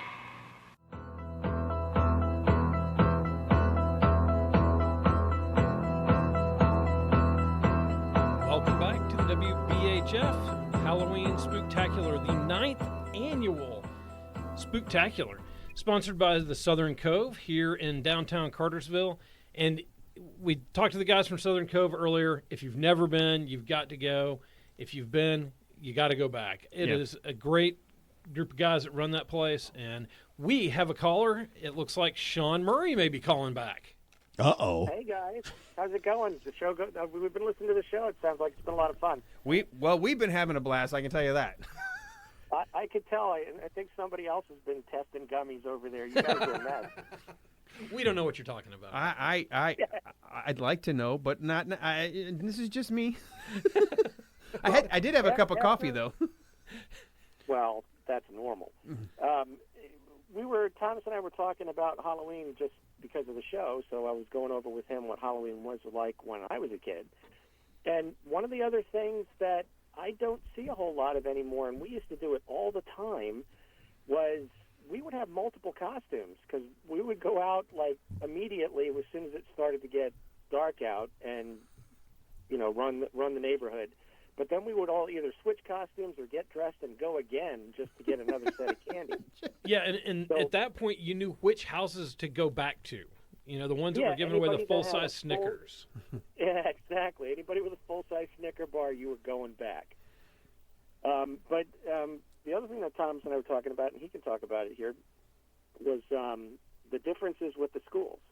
Yeah, for some reason, back then, you guys were able to dress up in full costumes, right? Correct. Like masks, face paint, all the... Oh, yeah. Accessories, everything. Stuff and giggles. Yeah. But in new schools, like, the most you can do is you can't do face paint, can't do masks, hats are frowned upon, and you might be able to sneak in a coat. That's really it. Oh, then that's no fun. Yeah, and the teachers, I remember we used to have Halloween parties when I was a kid. Right. That's unfortunate. All the kids were wearing masks just a couple of years ago. They Wait a guess minute. they let them get by with that. I think those were different. We used to whittle at lunch, so times have changed. Whittle. Actually, you just mentioned something that the kids can get away with it. They could just wear masks and paint something on the masks. Oh, there you go. I had something painted on mine. No, when you guys were going over the candies, every time you brought up something that you're bringing up a lot of bad memories. That's why we're here. You know, everybody's looking. I have to agree with Brother Walt, man. Those wax candies, they're freaking the worst, man. Oh, they're a nightmare. Nobody likes them, and yet every year they gave them up. I don't even know what that stuff. I don't even know what it was. Was it candy on the inside, or was it like old alcohol? What was it? Hey, Sean, the lab has yet to even know what it is. It's been tested for years, and they don't know what it was. I swear to God, it looks like ink refills for your jet printer. That's it. It's old ink. Well, then they're expensive. Then we should save them. Right. Well, I hate it that the traditions have changed for the kids. I know my girls could wear some costumes, but they were getting away from nothing demonic, nothing monstrous, and that was the rules when my kids were younger. And now I know it's even worse. Oh, we had some great costumes this year. In fact, one kid came up dressed as a banana, and I looked at him and I said, "Okay, are you a regular banana, or are you a I think it's called Fortnite. Are you a Fortnite banana?" And he looked at me and he goes, "You know Fortnite?" I'm like, "Man, I'm old." I still play video games, man. Barry doesn't know what Fortnite is. He's trying to figure it out. What is that? Don't worry about it. I know what a regular banana is. You don't need to know. It's all right. If you don't know, just no point. Okay, all right. Yeah, we were lucky. We had a dinosaur. We had a hot dog. I mean, we had the typical kids show up, and there were some good costumes. Only one or two kids came out with the tickle. What are you dressed as? Oh, I'm a bum. It's like, oh, okay. Yeah. That's it. That's what we're dressed as tonight. Yes. Yeah, that's how we came to work. All right, Sean. Well, we'll let you go. You guys kick back, keep listening. We've got more content coming your way. Well, Thomas isn't listening, but I will. Okay, cool. Thanks, Sean. See you, Sean. Bye-bye. Right, you guys have a great night. All right, see ya. Sean can stay up till midnight. He can. He can. know that for a fact. Well, hopefully we can. Yeah, I hope so. Right now, maybe until 12:30 when Right now, I've been redlining the engine. I'm feeling good, but who knows? By the time I hit midnight, I'd be like, oh, and I'm done. So stick around. You don't know. You what's guys coming. are going to be exhausted. I'm saving mine so I can go one last burst at the end there that I can hold on to. All right. Well, Walt, you brought us back from this break, so where do you want to take us now? Well, let's talk about some movies. Oh, all right. What magical journey are you going to take us on, Walt? Oh, I don't know. I always like the stuff that crashes and burns. That always lets Nothing us wrong down. with So that. Oh, look at that. We've got another caller. Oh, let's talk to a caller. See, just when we try to turn it over to somebody, we got someone else who phones wants to are on join. fire. People are enjoying the content, or they're trying to figure out how to take us in a better direction. Right, Let's that go to the might be phones it. and say, good evening. Welcome to the 9th Annual Halloween Spooktacular, brought to you by Southern Cove. Who's this? Hey guys, what's up? It's Eric. Oh, hey, Eric, what's up, buddy? Y'all was talking about the worst candy. Yes, we did. Yeah, we did. Yeah? Okay, what do you got? I got to talk about this. They traumatized me. Sweet tarts. I love sweet tarts. They're sweet. They're tart. What's not to like? I even like the chewy giant ones. Well, what is it about? always says something wrong with you. What is it about sweet tarts that you don't like, though? What do you not like about them? They're tart. It's the taste. Then he doesn't like tart. Okay, then you don't like sour candy. Then you don't like the tartness of stuff. All right. Oh, okay. All right. Eric, what's wrong with you? I can't go down that road. I like them. I like them. Next thing you tell me you don't like sprees either. Next thing you know, you tell me Jolly Ranchers aren't any good. Look, when you have a sweet tart, they've tried Don't to you put. blaspheme in my house. Don't you blaspheme in my house. In fact, I used to open sweet tarts and drop every one of them into my mouth at once. I didn't eat them Yeah. one at a time. What was the point? They're too small. Well, and Well, the good people at weird. Sweet I Tart can't probably. stand sweet tarts, but pixie sticks all day long. Well, that's just ground up sweet tart. Yeah, exactly. Sugar, you know. And they literally tried to put every flavor at once in a sweet tart. How could you not like that? Yeah, I thought that was the good thing about it. They just didn't do it for me. Well, that's his bad candy, sweet tarts. All right, well, I can't it was agree like with getting- that Wait a one. second. Punched in the Let's taste. consult the nationwide list. Did Sweet Tarts make the actual definitive list? I'm going to guess no. So according to the official 10 worst Halloween candies, Sweet Tarts did not make the list. Shocking. Smarties did. But Smarties did. Yeah, Do you but like they're not Sweet Tarts, though. Right, They're totally different. different. Yeah. Do you like Smarties, Eric? No. Okay. Okay. Well, then he's consistent then. That's fair. Smarties were evil. Okay. One traumatized him and the other one was evil. All right. It is Halloween, so that's Well, perfect. I guess it's good for the season. I stay traumatized. Every time I listen to this show, I'm traumatized. Yep. But hey, you're doing that on purpose. Nobody's making you. What? We just have Well, tell you what. But can I ask him a question before he goes? Eric, have you seen any clowns tonight? I don't like you. I don't like you at I all. saw a couple up around Rome, so they're up there I somewhere. think he's listening to 3 right.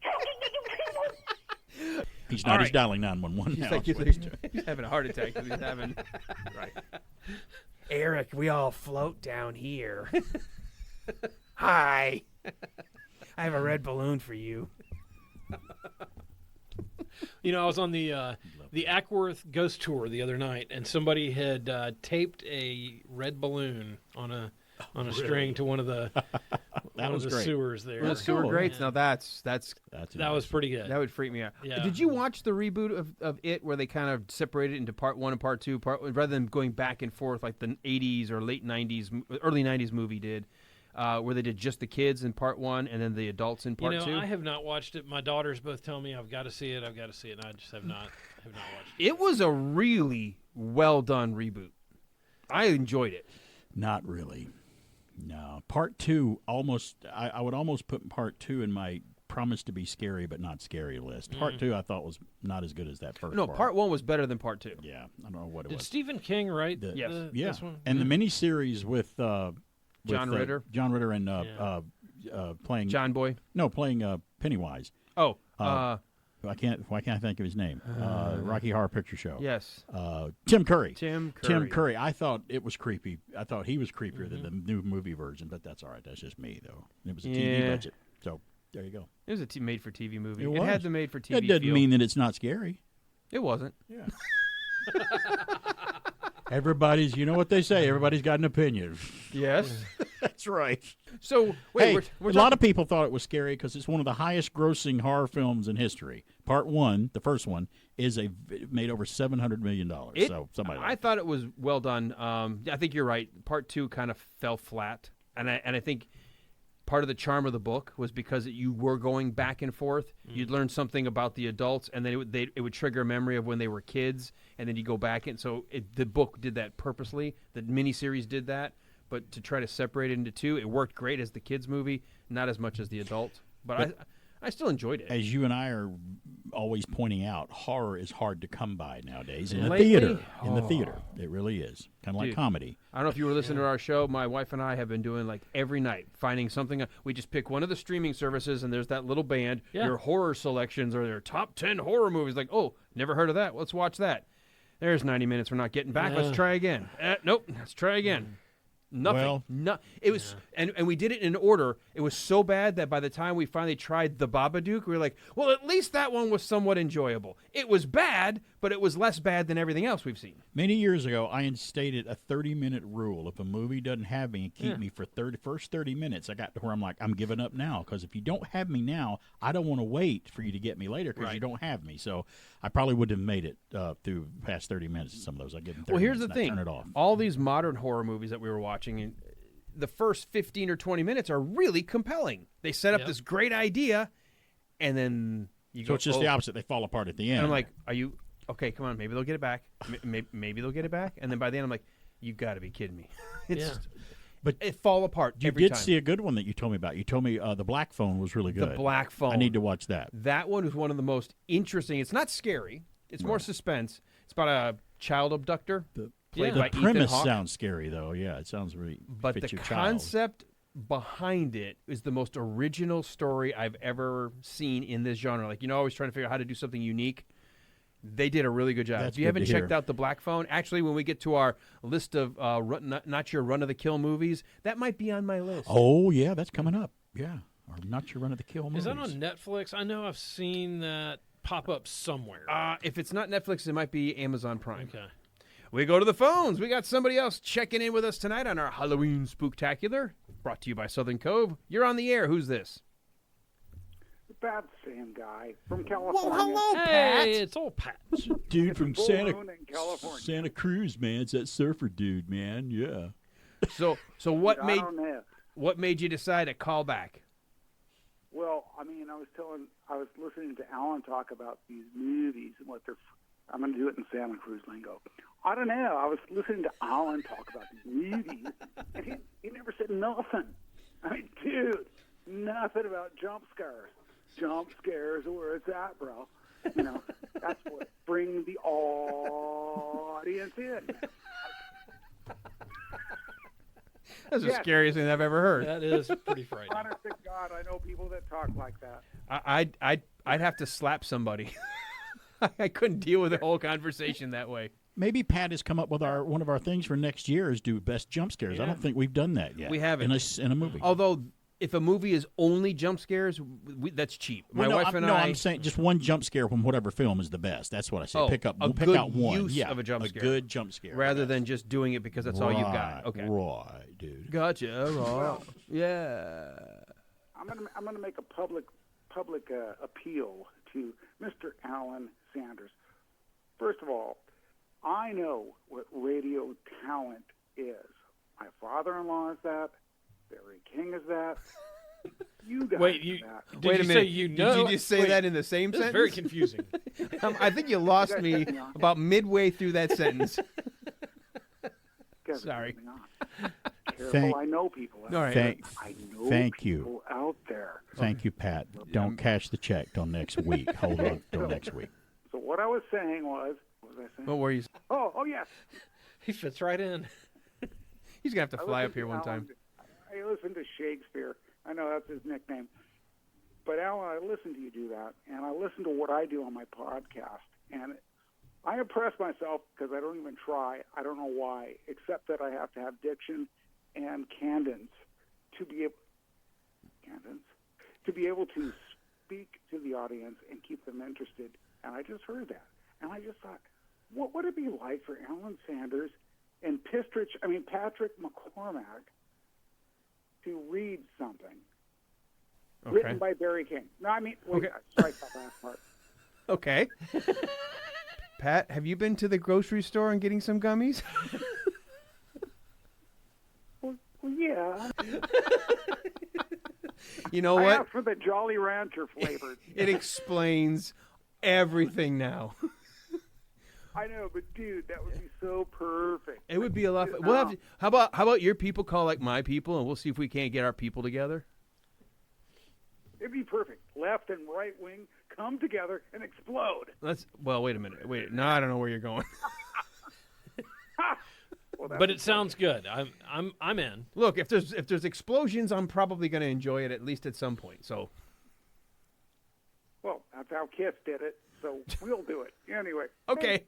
Anyway, love you guys. Love what you're doing, and this is my last call, so I won't. Oh no, we still got one more. You know hour. what? I don't trust you. We still got another hour to go. I don't know, but well, let Walt say something for Christ's sake. I will try. All right, bye. Seriously. Bye, Pat. Bye. Bye. I love you, Pat, and thank you. We're actually at a commercial break. So Yeah, we are. we We'll got to eventually do that. get to movies. We'll get. You think we've got a lot of? I don't know how we're going to squeeze it all in No, now. we're not going to. We'll be back with more of the Halloween Spooktacular. Dear Great Pumpkin, I'm looking forward to your arrival on Halloween night.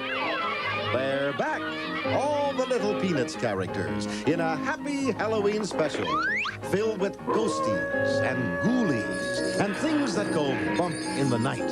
Be sure to join Charlie Brown, Lucy, Linus, Snoopy, and the whole gang, for it's the Great Pumpkin, Charlie Brown, Monday at 8, 7 Central and Mountain. This is CBS. Ahoy, mateys. This is KAB Antonio Bay. Stevie Wayne here, beaming a signal across the sea. For the men of the seagrass, 15 miles out tonight, a warm hello, and keep a watch out for that fog bank heading in from the east. Now, in the meantime, relax with me while I play this song from the Coupe de Villes, dedicated just to you. Boy, would I like to meet her. I saw her at a grocery store one day. Yeah? You would like to meet her. She's crazy. There's no fog bank out there. What do you know about her? She owns that lighthouse. I know that. Her son plays Little League with my kid brother. She's a mother? I thought you were happily married.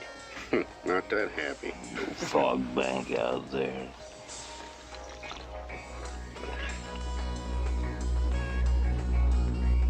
Hey, there's a fog bank out there. All right, I'm drunk enough. Let's go back.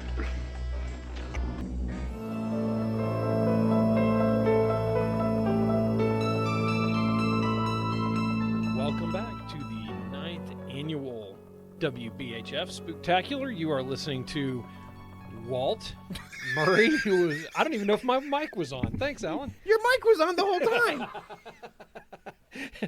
I was listening. You go. You're listening to Walt. It's like, did you lose? Well, when you gave me the look of whatever that was, maybe it was the I was looking good- at BK. Oh, well, that explains it.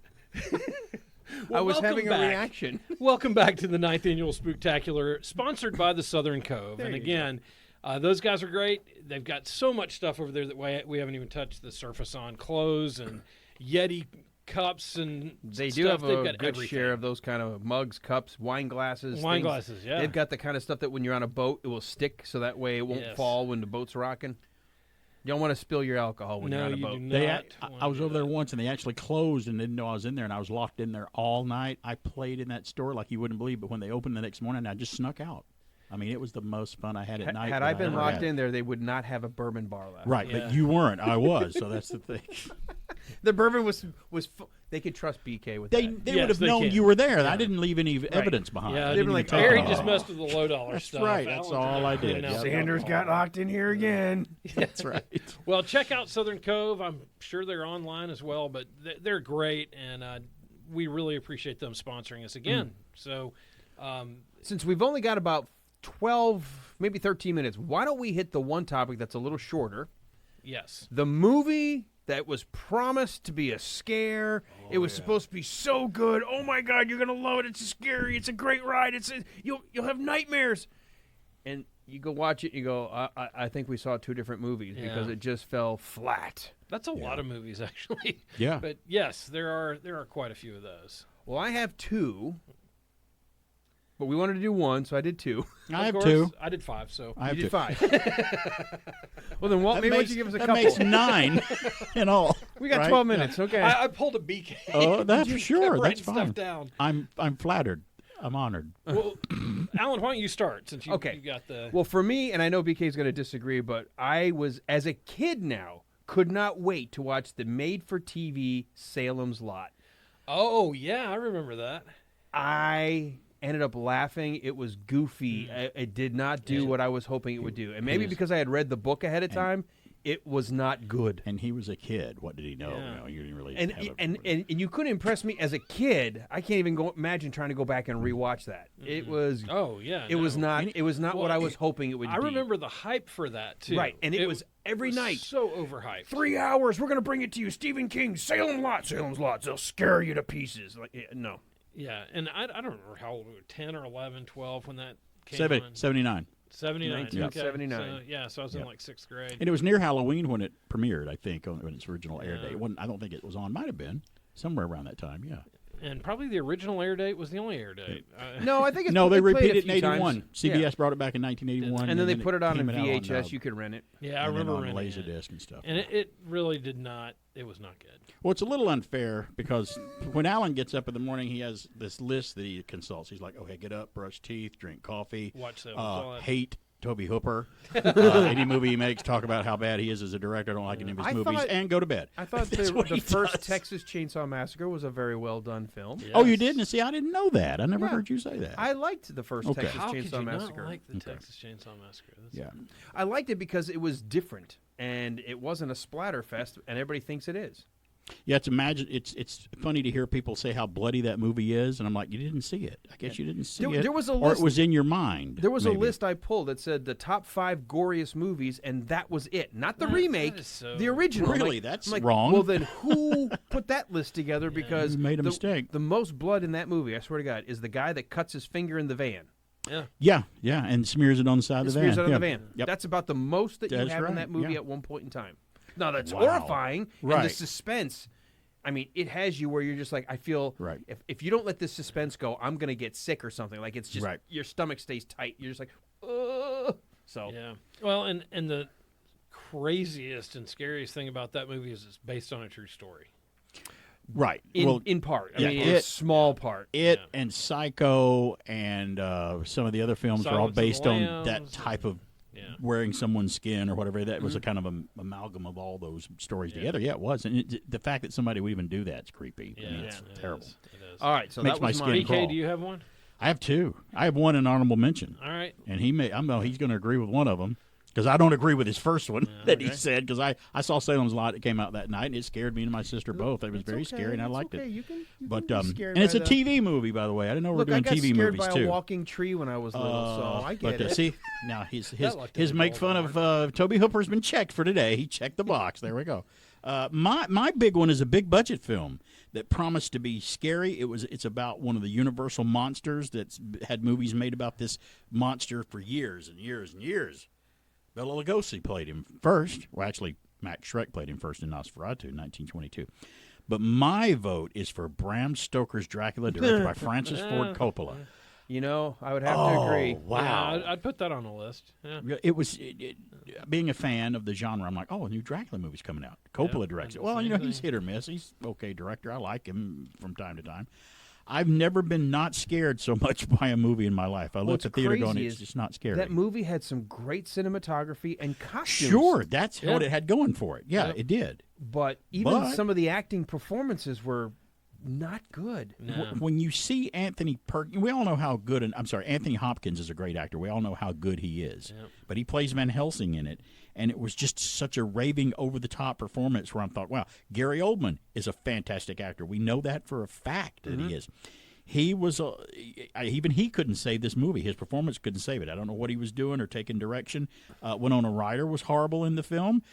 Keanu Reeves was terrible in the film. Terrible. Had no business. I think that's in that really movie. where he lost me. I It was think terrible. That was Well, I think his he was in that worst point where everybody performance. wanted to work with him because he Yeah. is a great guy to have Yeah. on set. We find out that he was actually an even keel, kept a lot of casts from, but that was too far a stretch for him. I will go to Count Dracula. So like, I will kill him. Hey, So, I think yeah. through that Like, whole movie, all I right. did what I do from time to time where I'm like, it's going to get good in just a minute. This is the part that's going to... And at the end, you're Disappointed. like, that was not good. Disappointed. some of the camera tricks with them walking on the ceiling and doing some things. There were some creepy moments. Now, and but they Dracula, didn't string enough I'm of it glad together. they did that because in the book, Dracula did walk up the wall like Spider-Man at one point, and they did that in the book, and they did that with the Frank Langella Dracula in 1979, which I think is a much superior version of that, which is great. But yeah, that was a big letdown to me. Honorable mention now. You want me to wait? Let's let Walt go, All right, and then go we'll ahead, come back back to you. around. All right.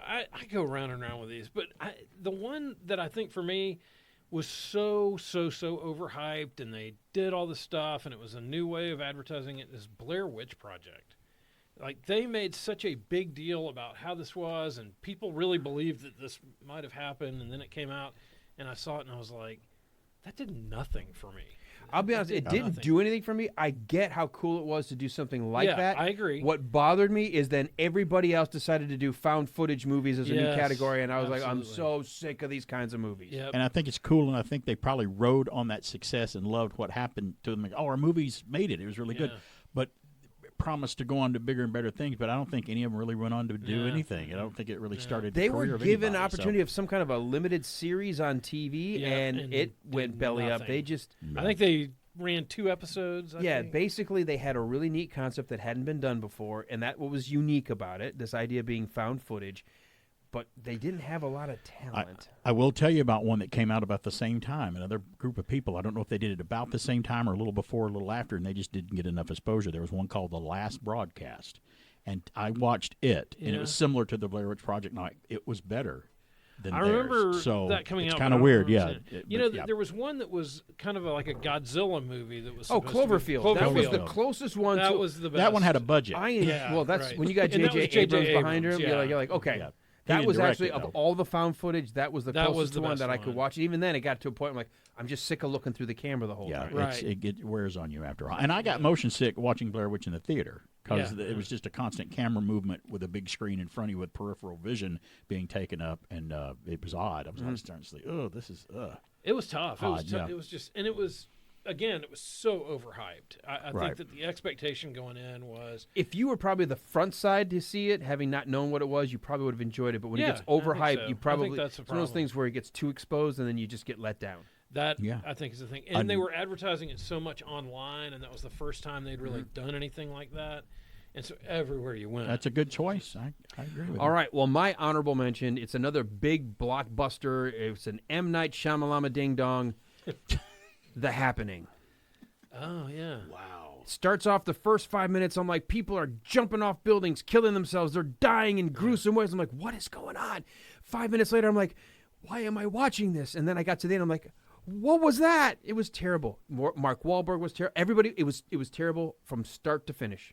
Terrible movie. when The Mark Happening. Wahlberg is terrible, that is not good. That's And bad when you directing. even mention the name M. Night Shyamalan, I'll agree with you if it's bad every time because I think the guy's directed one film that I've liked. Every other one I've not. I've never I've seen. liked of a his. handful of his, but Well, my that handful's started that track. I think it was like third or fourth in a row where I was like, okay, this is going to have to be good. It's going to have to be. It's got Mark Wahlberg in it. It's a post-apocalyptic. There's going to be chases and it was horrible. Take a look at his record if you get a chance sometimes of how many films he's done that have lost money, and they still allow. Oh, you want to direct another movie? Okay, we'll go ahead and let you. We'll produce it for you. Yeah, I keep because they waiting don't to see do if I that should well. watch the latest one, A Knock at the Cabin or something. A knock, yeah. I saw the I just trailer have for a that, feeling and it's I gonna wonder. be Yeah, more of I the don't same know. for him. Yeah, I don't know. Might stream it. The other one Watch about it, the yeah. people aging artificially at the Cove. Everybody says like that's really good. I saw but I that. didn't see yeah, it. and it had his imprint Did all you over watch it? Yes, Oh, was it bad? my stepson raved about how great it is, and I get what he was doing, and it was compelling for about the first 35, 40 minutes, and it was like, okay, we got more of the same, very predictable, and then the end, you're like, that's all right, not worth the time. just not worth it. It was hard to watch. It's going to be hard for him to ever beat what he did with Sixth Sense and then Signs. Yeah, but see, that's not my favorite movie that he did. Signs. My favorite's Unbreakable. Unbreakable is very good. To me, that was the best one that he was his did. second I movie. did like that one. But if you had to pick his favorite film, which one would you pick? Of M. Night Shyamalan, of what I've seen, Signs. Signs, okay, because I thought it was a little let down, because that one's too, got the 'cause at end- rewatchability. After you've seen Sixth Sense, you kind of know everything. Right. Well, I was going to say What's Sixth your favorite Sense, one? but Okay. it's not really among my favorite movies. It's my favorite of his movies, but it is not Right. One of my favorite movies. I wouldn't go watch it. I want to try to be as clean as I can here by explaining what I think his movies are like. His movies are like when you're making out with your girl, or your wife or something, and you're going along, and nothing happens. That's his films. That's his films. They build up to a big nothing at the end because you I'm were like, worried about me earlier. So I didn't say anything like that. His Signs was like, it's about a bunch of aliens who's going to take over a planet that water will kill them, and this planet is mostly water. And I'm like, it ended weird. I just didn't get it. I didn't get that. But it was The Village was a complete letdown. I tried to watch that, and it was terrible. So I can't. Was terrible. Can't do it. On your 30-minute the lady at the rule? bottom of the lake or whatever that was. Yeah. That's right. Was that him? I keep forgetting that was one of his films with Paul Giamatti in it, right? Yeah. Now the one that did on Hansel and Gretel about the grandparents, that was pretty creepy. I didn't see that one. I didn't see that. Yeah. I forgot that was him. And he did an anime remake of The Last Airbender. Remember that? Yes, he did that. It was a remake of an That anime thing. So anytime his name's attached, I'm kind of like, me probably too. not gonna like it. Me too. I don't like his movies. Well, if I had to throw an honorable mention You out, got to get like 10 seconds. Honorable mention. Poltergeist 2015. We can move on. That's 100% true. My honorable mention is one of Alan's, The Babadook. That one let me down big time, me and Mrs. BK. We'll be back with another hour. Don't be scared. I'm the super sweet monster with the super sweet new cereal, Count Chocula. Biffle, here's the super sweet new cereal, Frankenberry. But I've got chocolate sweeties for monstrous chocolate flavor. Well, I got berry-flavored sweeties for monster strawberry flavor. Count Chocula. Frankenberry. Hi. Frankenberry. Count Chocula.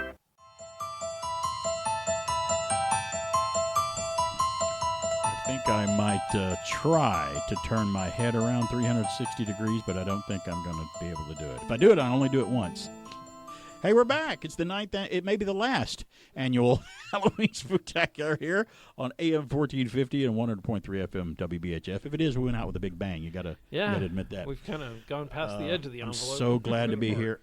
I'm glad that they let us do this every Halloween night. I look forward to it every time. And we've been talking about it a lot tonight. If you want to give us a call tonight and add to it, which a lot of people have, our phones have been on fire tonight of people calling great. in. 7. Oh, nope.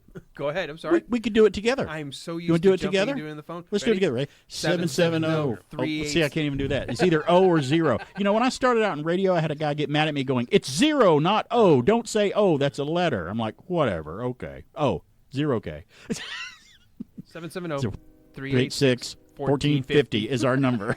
See, it's in stereo, and we are in FM. So we are FM. Yeah. That's perfect. So, then another train is coming by. So it's the ghost train. There's a ghost train coming by. That's a ghost actually train. what it is. It's a ghost. Actually, Ernie Hudson's out there. Right on the ghost train. Casey Jones.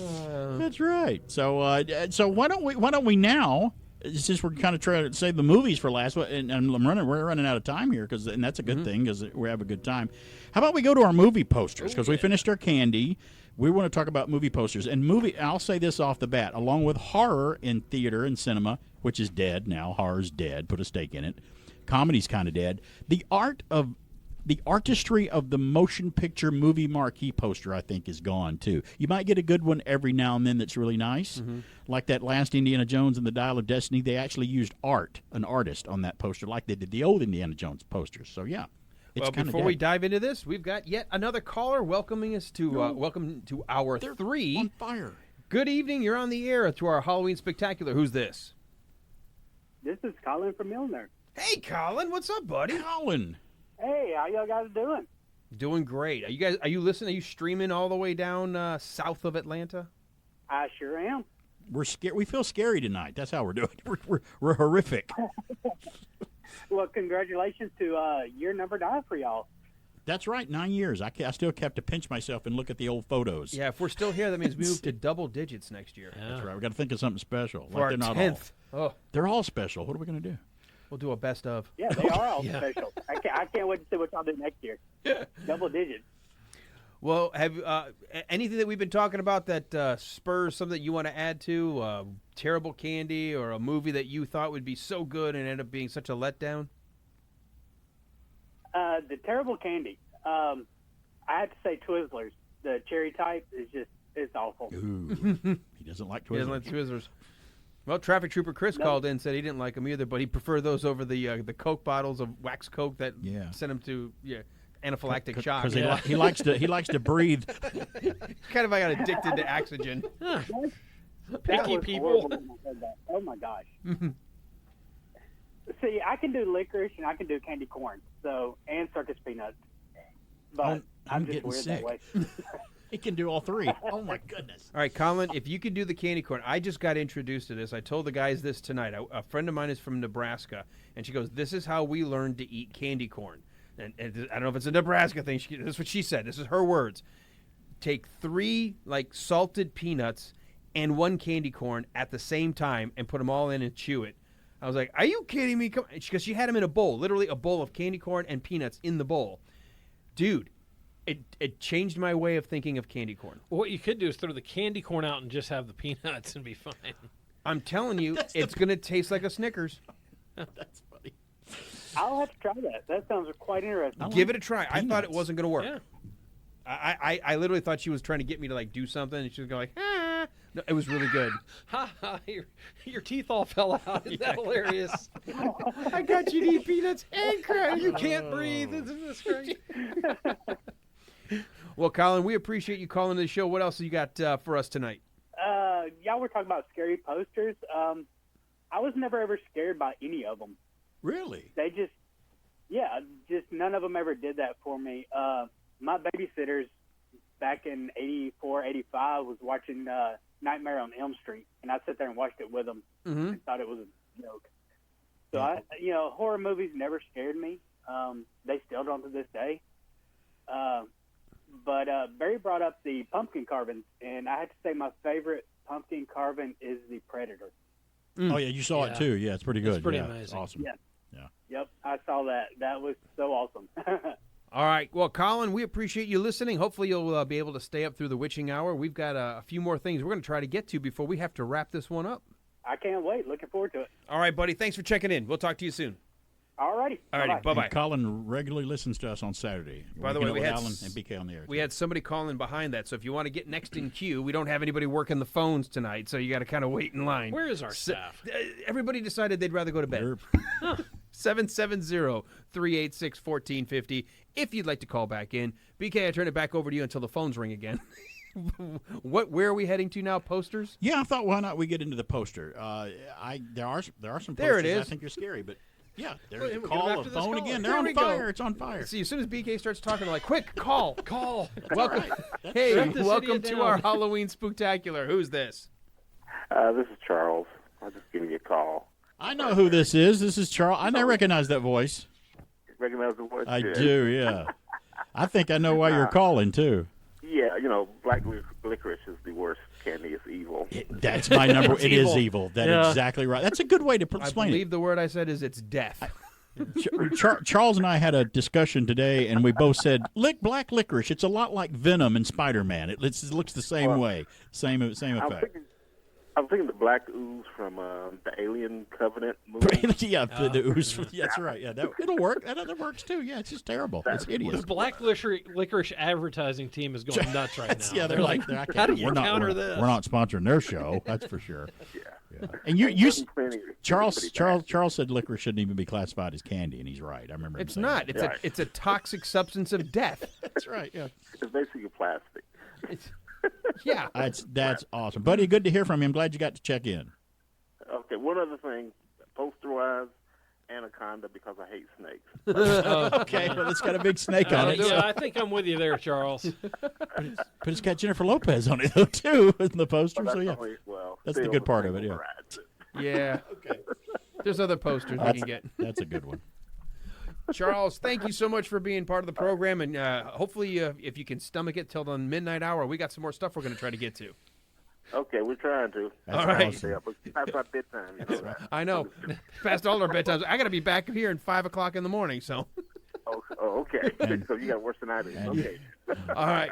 Take care, buddy. Bye-bye. Well, Alan, that's a heck of a way to sell the show. If you can stomach the rest of it. That's our tagline. What do you think this is, Saturday morning? My handle of vocabulary is rapidly declining. Yeah, we better get to our next topic quickly. Yes. Well, why don't Why you take us to the next topic? And I thought Anaconda was an over-top funny movie, too. I think it's a comedy. I watched it. Oh, yeah. It was hilarious. It's hilarious. It's great. About a big, giant boa constrictor. Yeah. Snakes on a plane. That one was stupid. But our top scary movie posters. Now, as an adult, I still find some of these on my list anyway to scare me. I'll do my honorable mention last. But at number 5, I got a movie from 1975. And again, I don't know if any of you have seen these. And if we mention these posters and you're listening, go out and just look them up, and you'll be able to see what we're talking about because we can't show them to you on the air. But number 5 is a movie that came out in 1975. It was a William Castle production, and if you guys remember William Castle, he produced those movies in the 50s and 60s where he would go, "Oh, it's an electrical charge in the movie, so I'm going to electrical charge these seats when the audience watches them." There's a movie called Matinee with John Goodman that he was in. It's a movie about him. He produced a movie called Bug in 1975. It was about subterranean cockroach bugs from the core of the earth coming up, and they would come up and they would catch on fire and kill people and blow things up because the fire was impervious to them. They would catch on fire, but it didn't hurt them. They were volcanic in nature. And the poster to it, if you ever look at the poster, it's a poster of a woman on a phone. And I got them all here, so I'm going to show you guys in the studio as we go to a break my posters. It's a girl on a phone, and she's screaming in terror, and the bug is on fire on the phone. It's just the look on her face. As a kid, I saw that, and it still stuck to me to this day. Bug is number 5, and you'll know why when I show it to you. So that's number 5. It's going to be hard to. I'm trying to explain these because no one can see them unless they look them up. Unless they look them up on the internet. So yeah, Bug's pretty scary poster for me. Yeah, my number 5 is a great one, The Shining. The Shining. It's got that great Jack Nicholson coming through the door. That is just disturbing. Yeah. And so that always just bothered me. Ooh, that's not fun. My number 5, and I think because it was so unique, the way it looked like it was ripping through the actual poster itself. And the combination of claws and a human face. Wow. The Howling. Yeah, The Howling. Number 5. Gosh, yeah, that's a good one. That's a good one. Yeah, that's a good one. It sticks with me because you know it's a werewolf from the title. You see the claws, but you see a human, and it looks like it's ripping through. It just sticks with you. Wow. That's interesting that it made your list. That's really good. My number 5. Sometimes you have pretty good taste. That's awesome. I generally have fantastic taste, BK. That's your number 5. Okay. That's my number 5. That's what you keep. So I'm going to guess based on your expression, this might be your number 4. What are you assuming that for? I've worked with you a while. It's actually not number 4 because number 4 for me is from 1975 again. And it's Jaws. Yeah, Jaws. that's a great poster. Now Jaws would be number 1 on my movie list. I mean, we love Jaws, but it doesn't make the number 1 scary poster. It doesn't mean it's not scary, but it is scary because it made number 4. The Art of Jaws, the poster. It's a shark about to swim up with it's gigantic, about to eat this swimmer, and it's just scary to look at. Thinking, oh, what if I was the swimmer? What if I'm in the water? And interesting side note about Jaws, the poster. The artist that made the Jaws poster, that is not a great white shark on the poster. It's a mako shark. He based the art on a mako. Yeah, you can tell by the teeth. And you didn't know that unless you just really examined it and looked at it, but it was still effective. Well, that just ruined the movie for me. I'm sorry, I didn't mean to do that. So, and it wasn't a real girl in the poster either. So that's but it's still a scary image today. The fact of you're in the dark and water and you don't know what's down there and it could be coming up and eating you. You could be its meal. So yeah, and it's not going to be a pleasant death either. So. Generally, being eaten alive is not something I would put on my ways to go. Jaws, my number 4. So many dumb ways to die. Well, I got a weird one. Rob Zombie has never been my favorite movie maker or anything, but he's got this weird one, The House of 1,000 Corpses. Have y'all ever seen that poster? That's a hideous poster. It really that is. a hideous, disturbing poster. It really is. Yeah. And that one's just always stuck with me. The eyes and just the whole thing. It's like, yeah. That's so funny. If you take that almost expression and make it a skull with eyes, that my number 4 is the poster for Evil Dead 2. Yes. Yeah. It's Wow. a fully Yeah. They're very fleshless close, skull yeah. with completely intact eyes, and it's looking at you like, I see you Right. over there. Yeah. He's not even looking at you evilly. He's looking at you like, hey, I No, see you. It's not evil. It's I'm going to eat you. Yeah, it's like there's nothing you can do about it. Yeah. It's you like look the same tasty. expression And my it's so- granddaughter gave me this week. When she was Wait, what? letting me have it. And it's a simple poster. It's just that. There's nothing else on it. It's all black behind But it. something about the skull with actual eye, and the eyes are like painted like they're real flesh Yeah. and glistening, and like And they're cutting at you. It's a great poster. So that's my number 4. There's something about an eyeball in a skull that's just unnatural. It's not supposed to be It's there. not supposed to be there. No, it's not. Yeah. All right, we're at our number 3. Wow. Number 3 from 1978 for me, directed by Richard Attenborough. Yes, the actor, the old man in Jurassic Park. He was a director of many films. He directed Chaplin with Robert Downey Jr. I directed Gandhi. I mean, he was a great director and an actor, but he directed this thriller, horror films, but it's a thriller with Anthony Hopkins. It's a movie from 1978 about a guy, a comedian, a ventriloquist with a dummy named Fats. Mm-hmm. It's called Magic. Yeah, I remember that. Now, if you've ever That was a freaky movie. don't look up the DVD or the videotape cover of this film because it's not as good or as chilling as the original movie marquee poster of Magic. Because the original poster just has Fat's face halfway looking over the title of the film. And there's just something about that even when I look at it today, I go, ooh, that's creepy. Yeah. That's just a little creepy. And in the film, he becomes a he's kind of a psychotic because the dummy takes him over. It's a psychological thriller, and it's actually a very well done movie. And Jerry Goldsmith's got some eerie music to it too. So, Mr. Poltergeist himself. So there you go, Magic. Well, Very mine, scary. as much as the art on this is creepy, the line on this is horrifying. Well, the words can be scary. Yeah, the you're words right. are great. Yeah. Who will survive, and what will be left of them? Do you know what movie that is? I think I know what that tagline is. The Texas Chainsaw Massacre. We've already talked about And it. that is just great. Who will survive, and what will be left of them? And you're talking about the original poster. That is the theatrical poster, which is it's great. Yeah. It's just a horrible image. And again, great art.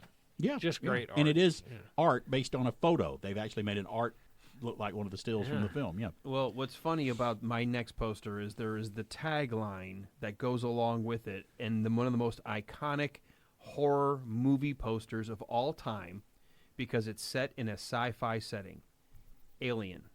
Oh yeah. You've got this weird thing. You're trying to figure out what's this green glowing thing. The orb. With It's an egg. A desolate landscape below, and below that in space. Yeah. No one can hear you scream. That's great. Alien, one of the greatest horror movies of all time. Holds up over time. Oh, yeah. And that poster, that you will never forget it. Yeah, and that's when with my kids I'm like, please watch this. Please watch this. And if you ever get a chance, look up and try to stream an old late 50s movie called It, The Terror from Beyond Space. And Ridley Scott owes a lot to that movie because it's almost the same movie. One alien gets on board a ship and starts killing everybody one by one. I'm not saying Ridley ripped it off because he made a Well, he totally didn't original write it. thing, right? Yeah. But it's a great. You watch it, you're like, man, this is a great movie ahead of its time because Ridley did it for Alien, and it was very interesting that about that isolation and one thing's picking off everybody one at a time. There's something about that, and you did. I saw the poster to Alien. I'm like. And the teaser trailer showed the egg too, and it would just crack open in the middle, and this light would come out with this sound in the background. I'm like, "What is that about?" Like I said, it hangs scary. with you. You're like, "What is this that Yeah. I'm about to watch?" Yeah, And it very doesn't give the simple. movie away. No, it doesn't. Like they usually do now. Right. We're going to show you a 2-minute trailer in a theater and show you the whole film, including the end. I hate that. I do Yeah, hate I it. know. So they're open. All right, number 2. Oh, we're clicking up here. Number 2. Well, we've already talked about it. There's this great poster with the claws clawing through it with a woman screaming, and it's the poster of The Howling, Joe Dante's werewolf movie. My favorite werewolf movie of all time, by the way, is The Howling, and I do like a lot of them from 1981. Rick Baker's werewolf effects in that, all practical, by the way. And I don't know about you, but werewolf. Well, I do know about you. Our favorite monster is a werewolf. It is. Out of all the monsters because it's like a doggy. If I had to become one, That's what I'd be. Yeah. And the type of werewolf I like is not so much the guy that turns into one, kind of like Lon Chaney. I like the ones that turn into the ones that look like they do in The Howling, the giant dog thing that looks like walks on two legs. That's terrifying, knowing that they're that big. Although and I got to tell you, powerful. my favorite werewolf, thanks to now CGI, is in the Harry Potter series. Well, again, he could walk on his two legs, Right. Professor Lupin. He did but then he both. ran on four. Yeah, he was pretty terrifying But too. Yeah, that it was great. Was amazing. Yeah, but The Howling is a scary poster. Yeah. If you ever see it. Your number 2, Walt? Caller talked about this in the last hour. The Exorcist. That poster is haunting and just terrifying and creepy. Yeah, you know you're in for some kind of a terrifying suspense horror experience. Yeah, and you know what's funny? You're Catholic. Yeah. You turn a Catholic priest into the creepiest. Well, you get the sense poster. that he is going to be overcome by some force. There's a small beam like of light, good and evil, and he's surrounded by darkness. Yeah, I mean it's really compelling. It's a very powerful. Which is why I don't have to talk a whole lot, because my number 2 is The Exorcist. There you go. Oh yeah. Now, is yours the one that Scott called in on with her face, or is it this one he's talking about? I like them both. I've like got them the both? one Okay. that's more of the line drawing, Right. and then that one that came out. Reagan's face, I think, was the Yeah, videotape. that was the videotape. Yeah. No, I'm release, talking yeah. about that. The original poster I saw was the line drawing of Right. that alleyway, 'Cause and then there was the picture version. Jack Torrance's on his Shining was the B poster and the videotape Mhm. release too. Yeah, the Shining original poster was the words sideways on a yellow Yeah, background yeah, with yeah, the face with and the that teeth, black but it was lettering. still terrifying. Yeah, That both was still of them, terrifying yeah. both ways. So yeah. So mine's The Exorcist as well. So now we're at our number 1 favorite scary movie poster. Mine has a lot in common with the one you picked. Which one did you pick for Evil Dead? What was that number for you? Mine was number 4. Number Evil 4. Dead 2. My poster is from 1972, and I remember seeing it as a kid, and it still kind of scares me now. Which includes, it includes a skull with an eye in it. But this one, you guys remember the TV series on HBO called Tales from the Crypt? Yeah. Remember that? Well, Tales from the Crypt was originally a movie from 1972. Same premise. It had 4 short stories in it, made by Amicus Films, directed by Freddie Francis, the guy I've been talking about for a while. Peter Cushing's in it. But the poster for Tales from the Crypt also includes it has cobwebs on it. It looks even worse as a skull. But this stayed with me as a kid, and even to this day, it's just a chilling poster because you're not supposed to have an eyeball in a skull. It doesn't look right, and it scares me. So, Tales from the Crypt, 1972, great movie, great poster, scary, very scary. My daughter just sent me a text and said, "Every time I listen to you guys, you talk about Jaws." So, Sure, she yeah. she ain't wrong. All right, my number 1 has haunted me since I was a child. This movie came out in '74, and it's a crib or bassinet or something with a claw coming Can out I of guess it. what it is? Yes, I please didn't do. see your list, did I? No, you didn't. Is it It Lives? Yeah, it's alive. It's alive, yeah. And it's I don't know alive. who did, but the tagline on this Larry is Cohen. "There's only one thing wrong with the Davis's baby. Yep. It's alive." Yeah. And it's this monster claw hand Yeah, coming out. it was chilling. The poster was scarier than the movie. The movie's really kind of not a good movie. No, but the poster has always stuck The with me. poster is what made me rent the movie. Yes. Yeah. Yeah, I think I rented it in high school. Yeah.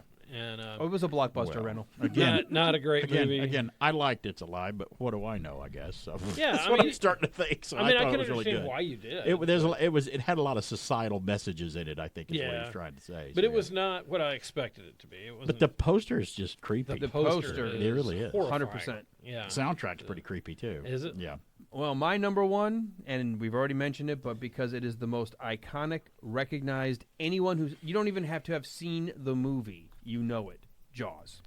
There is no more an iconic poster for horror and scare and terror and fear, all the unknown, right there in front of you. Yeah. Being eaten alive. It's everything that you would hate to have happen to you. And there's nothing misleading on the Jaws poster. That's exactly what the movie's about. You're kind of in for that movie. Yeah. There's no that poster had nothing to do with the film. Nope. Yeah, and that thought of just that death attack out of nowhere. In fact, the scene on the poster is the first scene in the film, Right. For the most part, if you think about exactly. it. Yeah. They tried to reproduce it with Jaws 2. It was interesting. It had the shark. Was 2 different ones for Jaws 2. They had the shark coming up under the sailboat. The kids, it was the same shark. They just tried to repeat it twice. And there's one of it coming out of the water behind the skier. The water in Jaws skier. 2. That's but what it's I still a remember. horrific image of that shark coming after somebody. Yeah, it works. All right, we went a little long. We got to take a short break. A big thank you to Southern Cove for helping to make this possible. When we come back, we've got one more definite thing we got to do, and then BK may have a bonus story as well, but we're going to try to give you guys all these movies we've talked about, all these posters. A lot of these you've heard of. They're all like well-known. They're iconic. But we've got a list of not your run-of-the-kill movies. Some of these movies that maybe you didn't hear about them, or maybe you might have an inkling, but you never saw them, and we're going to give them our thumbs up. It's our top 5 movies that you might not have seen, but you probably ought to give them a go. Its origin, alien. Location, Antarctica. Age, unknown. Intent, survival. Destination, man. John Carpenter's The Thing, the ultimate in alien terror. Rated R. Starts Friday at a theater near you. Check newspapers for local listings. Welcome back, everybody, to our 9th annual Halloween Spooktacular, brought to you by our good friends at Southern Cove, Alan Sanders, BK, Walt in the Darkness. We've got less than 30 minutes, guys. Ooh. I can't believe 2.5 hours done in the so books. fast. For you sports guys, we're past the 7th inning stretch. I don't know what that means, but that's cool. Well, you need to stretch. Sounds pretty neat. Everybody needs to stretch. Okay, all right. I'll stretch. We're going to go to our movies. We're going to open this up with, we've talked to a lot of movies. We've heard, I think, almost everything we've mentioned movie-wise, whether it's posters or movies we liked or anything like that. They're pretty well-known. But we wanted to bring some unknown, some of the movies that are lesser known that we all liked. This is a list of movies that we enjoyed that you might have not seen or even heard about. So we want to go through that now.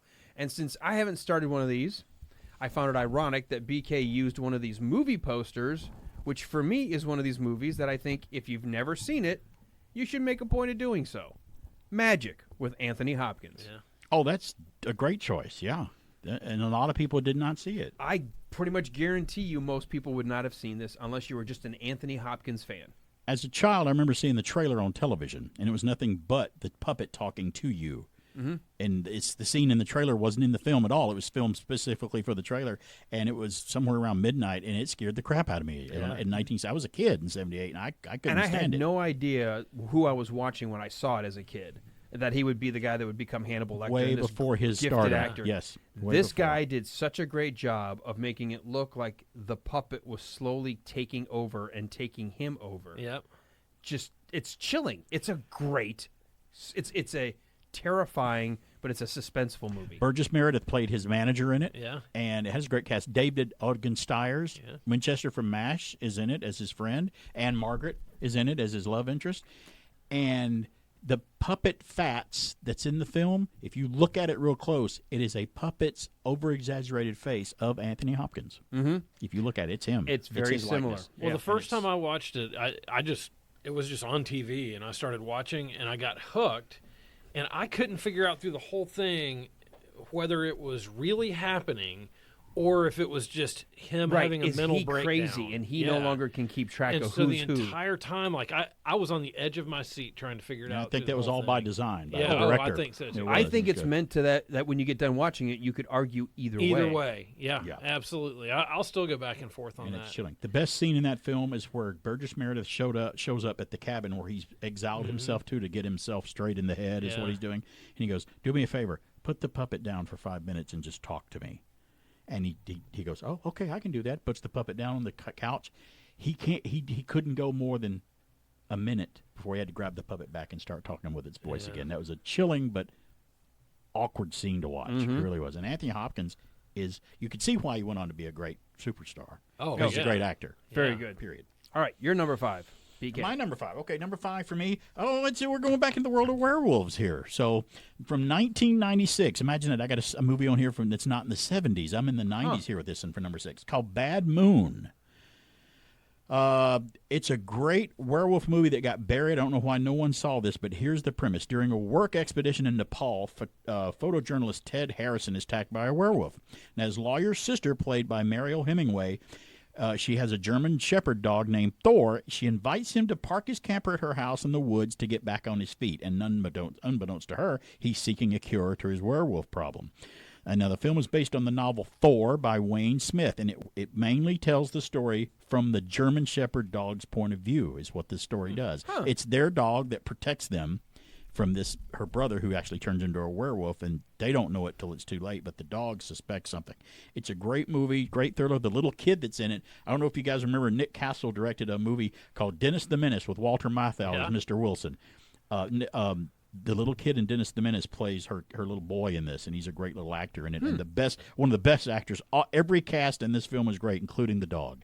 The dog's a great actor in it. The German Shepherd they use named Thor. Excellent. Great movie, Bad Moon. All right, so mine is one that we've all heard of, but I would bet that a lot of people have never watched, and that's The Blob. The original or the The remake? original, Because yeah. honestly, the remake and the is remake really good. is another example of a good remake. Yeah. The 80s remake was fantastic, yeah. Yeah, but I've always had an affinity for the original. Steve McQueen, yeah. Yeah. Oh, yeah, that's great, I love yeah. Steve McQueen. And but it's one that probably most people have never watched, and if you have, you probably haven't watched it in a long time. I would say Definitely no worth one under revisiting. 30 has seen that today. I would bet say no you're one's right. seen it. Yes. Yeah. You're right. But it's great. It is a And they should fantastic see movie. it. All right. For me, number 4, I played the theme as we came back just there. Of all the John Carpenter movies, to me, it's one of the least talked about John Carpenter's, and I love it, Prince of Darkness. Yes, Prince of Darkness is great. It's so underrated. They never include that in their John Carpenter We discussions. almost always forget Yeah, about it. It is so we think horribly of Christine, creepy. we think of The Fog, we think of Halloween, and then somebody goes, well, what about Prince of Darkness? Like, Yeah. oh, God, that's great. I forgot all about that Right. one, yeah. So Prince of Darkness. Great cast, great eerie John. It's a John Carpenter movie, no doubt. When you watch it, it's just like one of his older It's films. definitely got an 80s vibe to it when you watch it, but what I love about it is there's this, it's almost like you've got a scientific expedition where they've got this phenomenon and they're going to try to scientifically explain evil. It's really cool. Oh, no. We have a phone call in hour 3. This has never happened. Let's go to the phones and say, good evening. Welcome to our Spooktacular. Who's this? Hey, it's the Mummy again. Well, hello, Mr. Mummy. Emotep. I'll make this quick since you're wrapping up. The one that I was going to throw out is Cabin in the Woods. Cabin in the Woods. Yeah. Is that the movie that's got little things from all the horror films locked away in the bottom and they all Yes. escape? Yeah, that one was very, very well so done. Yeah, good. it was well done. It is so good. It's hilarious and terrifying. It at the owed a same lot time. to those old movies for sure. That's for sure. It was Yeah, it was a definitely romp. has definitely has a lot of Evil Dead in there. Oh, yeah. A lot of references with Evil Dead really well, but it's a great movie. It's a horror comedy, but I would definitely recommend watching it. It's so good. Cabin in the Woods. All right, Chris, thank you so much. All right. All Have a right. Good night. Bye. Now, here's the thing. I'll say this. We just watched that earlier this week. I would disagree. Well, I enjoyed okay. the premise, and then it just fell apart at the end. I didn't like You can all the disagree every now and then. Yeah, disagree about Salem I would Lot. say the first 2/3 of it are good. the writing is typical Joss Whedon. I knew it was Joss Whedon before because he didn't direct it, but he wrote it or co-wrote it. I thought it was pretty snappy. And I recognized Sigourney Weaver's voice over the PA before we ever saw her. I'm like, that's Sigourney Weaver. I was like, I did not catch that Oh, really? until I read something about it later. But it was. I'll tell you this: what I liked about it is it was an attempt to do something different in the genre. Yeah. So, all right. Did we get through our number 5s, everybody? Yes. Okay, so number 4 for me. Oh, I did mine. Prince of Darkness. So you're on number 4.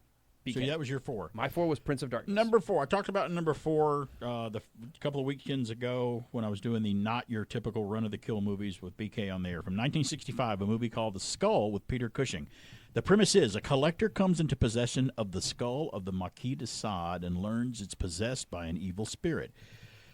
That one-line description right there, and chaos ensues afterwards, by the way, starring Peter Cushing, one of the horror masters. It's an incredibly well-done movie, and it's so weird to see what happens to these people when the skull, the Marquis de Sade was a sadistic person or whatever. Mm-hmm. It's his skull, a collector, they want to own his skull, and it has these abilities to possess the people and make them do horrifically hideous things. And it's just hearing the story makes you go, ugh. But that's my number 4, The Skull. It's got a great poster, too, by the way. All right, so I doubt anybody else has seen this. And I ran across it on a list today. I was like, oh, yeah, I remember that stupid movie. But it's worth watching. Okay. It's kind of dumb, but children shouldn't play with dead things. Oh, yes. And it's got some humor in it. It's just kind of a weird movie. Directed by Bob Clark. I talked about him earlier. Probably, yeah. Yeah. Yes, Bob Clark, yes, the great Bob Clark. Yep. Yeah, I wouldn't have been able to pull that one out. But or Alan Nornsby working with Bob Clark, yeah. Yeah, and it's a good movie. It's worth watching, and it's one that probably you are the only other person I know who's ever watched. It was long before those other movies that came along like that. I mean, you had Night of the Living Dead, then that one, which was in color. Mm-hmm. But it was a great. You go to an island and try to raise the dead from these graves, and it actually works. Pay the price. And they didn't know that it worked. So it's really good. It's kind of creepy, very creepy. It is creepy. And sometimes shoestring budgets make them look like like it's just happening instead of polished. Yeah. Sometimes, and it gives it that realistic look or whatever. So I agree with that. Yeah. My number 3 goes to an actor who I really, really have loved ever since the movie Patton. It's The Changeling with George C. Scott. Oh yeah. That's my honorable mention. It's on my list. I saw that in the theater. You probably saw it on cable or something. Cinematography, the camera work, the mood, the ambiance, the idea of him trying to move into this house after the passing of his wife and daughter, and the slow. We talked about this on your show. And a hideous way they died. The slow boil. It doesn't just start all at once. It's the little things, and it starts to add up and add up and add up. Check it out. A great kind of a. I guess you would call it a ghost story? Ghost horror thriller. Yeah, it really kind of is. It's another ghost movie. The Changeling, George C. Scott. Score by Jerry Goldsmith's son, Joel Goldsmith, believe it or not, one of his early scores. Good stuff. But the way the child died in the film of drowning him in the tub, and you hear the pounding or whatever. How old? Oh, come on, how old is the movie, Alan? Come on, it's movies old. That nobody's seen. Well, okay, we saw them. The Okay, premise of this segment is that they've never seen it. Strike that from the record, jury. Strike that for the record. That works in a court of law. Why won't it work here? It's just, you're right. It's well done. Oh, yeah, it always well done. Forget what you just Listeners, heard. forget what you heard. Not all of what you heard, because we won't. I try to give a nice gloss overview. It's a great movie. I love the ending. George C. Scott is # just great. BK ruins. BK ruins everything. I gotta be consistent. So I remember we had that. I saw that. I saw that in a theater. You might have been too young to see it. I did not see it in the theater. Yeah, I did. Boy, was that was a rental. Yep. All right, your number 3. Number 3. My number 3 is a little known movie that I bet neither one of you guys have heard of it. It's one word. It's called Haunted. Here's the premise. From 1995. It's a British film. It's a skeptical professor visits a remote British estate to debunk allegations of psychic phenomena, but soon finds himself haunted by a ghost from his own past. It's directed by veteran James Bond director Lewis Gilbert, who directed 3 James Bond movies, and it stars Aidan Quinn and Kate Beckinsale, and it's the first movie I ever saw her in. It might be the first film she ever did. She's very young in it. But it's a very creepy movie, and it's got a twist ending that got me, and I didn't figure it out. And it was really great. If you can stream Haunted and watch it from 1995, it is really, really good. Excellent. Okay, my number 3 is Psycho 2. Psycho 2. Yes, with our good old Norman Bates is back. Yes, he is back, and I loved it. I know that it was one of those that people are like, no, it's just not as good. But it was great. They can't make a sequel to Psycho. That's all they said. It was no way. It was like 15, 20 years later, right? 1983. 83, and I remember seeing it, scared the crap out of me. Every Psycho sequel was great. I liked all, and that one was really good. Richard Franklin, Australian guy that directed FX, the movie with Brian Dennehy, directed it. And it was and a needless thrilling to say, movie. See the original Psycho, but see Psycho 2. It is Psycho so 2 is a good sequel, a way to do a sequel. It really is. And it was great that Anthony Hopkins agreed to come back and do it. Yeah, and he was great in it. He's fantastic. Jerry Goldsmith, another Jerry Goldsmith score. Yeah. Scary. My number 2, and I doubt you've seen it, but if you like movies that automatically make you feel uncomfortable because of claustrophobia and being in the dark and going in places where you can't see the bottom, an all-female cast going spelunking in a cave in the film Descent. The Descent. I don't even know that I could watch a movie about spelunking. That movie is fantastic. It is a fantastic movie. You want to talk about a movie that'll stay with you? Like, you'll be like, did I just see? you remember the movie we talked about that you liked about the? Did you ever see Dog Soldiers about the werewolves? No, I heard. Irish, I wanted to see it. Same director, Neil Marshall. He worked on Game of Thrones as a director.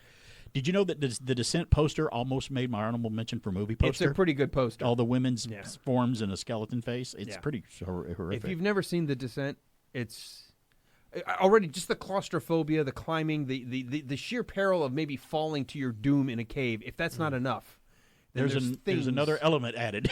There's these things at work in Even the world. the description's getting to me, very, so we're good. Very original things that they came up with. Very interesting and made sense what they were. Yeah, it's worth a watch if you've never seen it. Fantastic movie. Everyone, all the female cast was awesome in that. They were so good at what they had to do. Number 2. What year did The Descent come out? You'd have the It's year? fairly recent. I'd was say pretty like recent. in the 2000s. Well, I've got a 2000 one here. I went into the 2000s for this. 2003's Darkness Falls.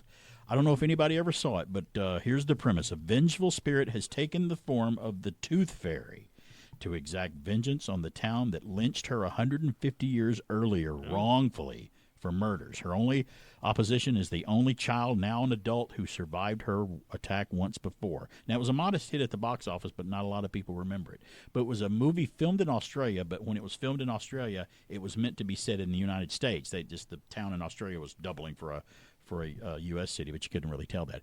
But it is so awesome. She only attacks you if you're in pitch darkness. You have to stay in the light somewhere for her to stay away from you. And it was so well done, so original, and it's great if you can watch Darkness Falls. Watch it at night. Watch it by yourself. Watch it by yourself, because the name of the movie is the name of the town. It's Darkness Falls is where this place that's is. clever. So it's kind of a double meaning there, and it's really great. 2003. And when you name a town something like that, why would you do that?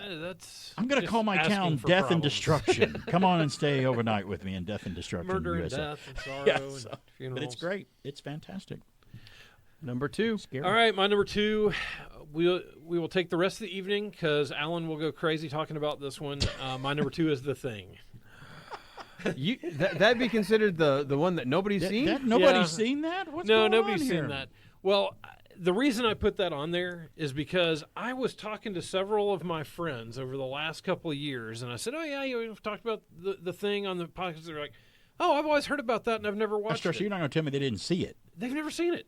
More than one person? Oh, really? like wow. 3 or 4 people. That's amazing. Have never seen The Thing. Well, they need to get educated. Yeah, and I was like, this isn't just for movie Get files. schooled. This is a Get schooled. fantastic movie that has to be watched. So the reason I added it is because I've talked to so many people who haven't seen it, and it is worth watching and rewatching. Oh, definitely. I'd always agree with that point about 100%. The Thing. It's like, from another world. It's one of my all-time favorite movies to watch at Halloween. Yeah. Love The Thing.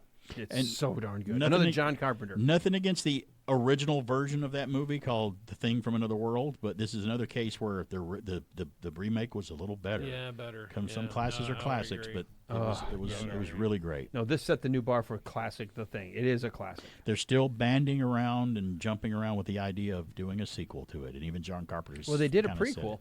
They did a prequel, which I like, but I know one thing: the guys from The Thing Minute didn't like the prequel, but I thought the prequel was fantastic. I thought it was the way to do a prequel. George Lucas should learn from it. It was great. I thought they should have called it something else, because when it came out, they called it The Thing, and I'm like, that was confusing. I thought it was a remake. And, yeah, but it was really good, down to reproducing the sets from the other base and everything. They did a great job with it, and I enjoyed it. I liked the prequel. I think the big thing that the Thing Minute, the guys had a problem with it, and it was not that they had a problem. I mean, they did, but it was because they told that the filmmakers did everything practically because they wanted to match the same mood and tone. Right. And the producers were like, we've got digital technology, and they went and they overimposed CGI on the models. Another reason that producers stuck their nose into something they shouldn't have done. Right. They did do some practical. They got away with a little bit, but not as much as they wanted. But apparently to that was some of the issues. They were trying to do exactly the way the 82 Thing was done. I love the prequel, but yet the original Thing with John Carpenter, that's a great Carpenter movie. Yeah. My number 1 is one we talked about. We mentioned it before when you brought up the Run of the Kill. You're not your Run of the Kill movie. If you have not seen it with Ethan Hawke, you've got to check out The Black Phone. A child abducting case, a guy who is a child murderer and abductor, but he torments his children first. You'd think it'd be something that you just couldn't stand and watch. It has such a unique take on the idea of a child abductor and the child dynamic trying to figure out how to get out of the situation he's in. It's so good, and the mask that they developed for Ethan Hawke's character, it should be one of those iconic masks that when you see it, you're like, why is that not a costume that everyone wears? Why is that not the next Scream mask or the next Jason mask? That mask is so creepy. It's really, really good, the Black Phone. And you telling me about it and listening about it now, I want to watch it because you've kind of built I'm it up telling for you, me, and I want to see it now. It's unique. It's not a horror. I'll tell you that. It's startling, and it's certainly horrific if you're the parent thinking my child's been abducted. But it's not a splatter movie. It's not like that kind of a film. Because it's more about suspense. I'm certainly not going back to watch Bram Stoker's Dracula again. Are we to numero uno? Well, I'll go back to 1981, the year Raiders of the Lost Ark came back out for my number one movie, taken from a book by Peter Straub. I think we got another caller coming in now, don't we? We do. And we got to take one more break, so we got to do this quickly. Let's go to the phones and say good evening. Welcome to our Spooktacular. Who's this? Good evening. Hey, this is Sean again. Hello, Sean again. Hey, you guys are talking about rare movies. I actually had to look this one up because I couldn't remember the name of it, and it actually took me a little while to find just because I only had a vague memory of it, but it scared the crap out of me. I don't know if you remember, there was a movie called Don't Look Now. Yes, I remember Don't Look Now, yeah. It was where, like, a father was obsessed with the death of his daughter, and he kept seeing her and trying to track her down, and it wasn't a particularly, like, gory film or anything like that, but it just had so many, like, freaky moments in it. I remember watching that when I was a kid, and it was probably, I was, like, 10 or 11 years old. It just scared the bejesus out of me. It fits the criteria of what we're doing, yeah. That's for sure. I think that TV, was it a TV movie or a theatrical film? I think that might have been a TV movie. It was in the theater. It was in the theater? Okay.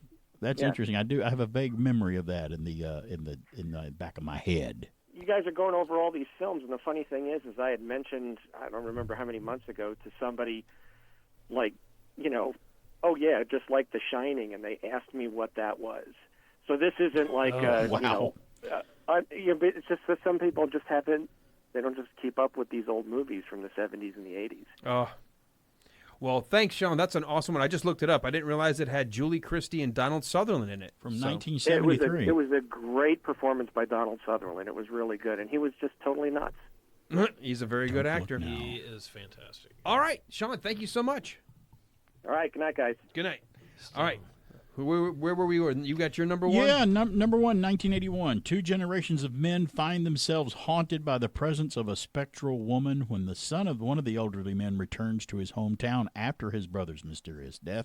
They attempt to unravel her terrifying past. It's a movie about a lady who comes back to exact revenge. Here's a ghost with revenge again from the best-selling novel of Peter Straub. It's Ghost Story from 1981. Again, that falls in my category of Ghost Story, Poltergeist. Any of these great movies about a ghost, it's just as good as any of them. And if you've never seen it, and what a stellar cast. You've got Douglas Fairbanks Jr., Melvin Douglas, John Houseman, Fred Astaire is in it, Patricia Neal, Craig Wasson, who was in Body Double by Brian De Palma. That's another interesting thriller. Great movie. It was a lot of those old men's last films, too, before they passed away. It was a great movie. We've talked about it many Ghost times. Story. Alice Cringe is the ghost lady that's in it. She played the Borg Queen in Star Trek First Contact. She's a great actress. Walt, we're to you to wrap this one up before we take a short break. Okay, I'm sure nobody has seen this one, but this was recommended on... Oh, we do have honorable mentions. Used to be called the Nerdist podcast. Now it's the ID10T podcast. It's called Time Crime, and it is the craziest... It's got time travel, horror, suspense. In the end, you're like, what did I just see? It is so good. It is never talked about, but it is streaming right now on Amazon Prime. So take the 90 minutes and check it out. It is so good. I cannot recommend this too much. It is an awesome movie. It's called Time Crime. Time Crime.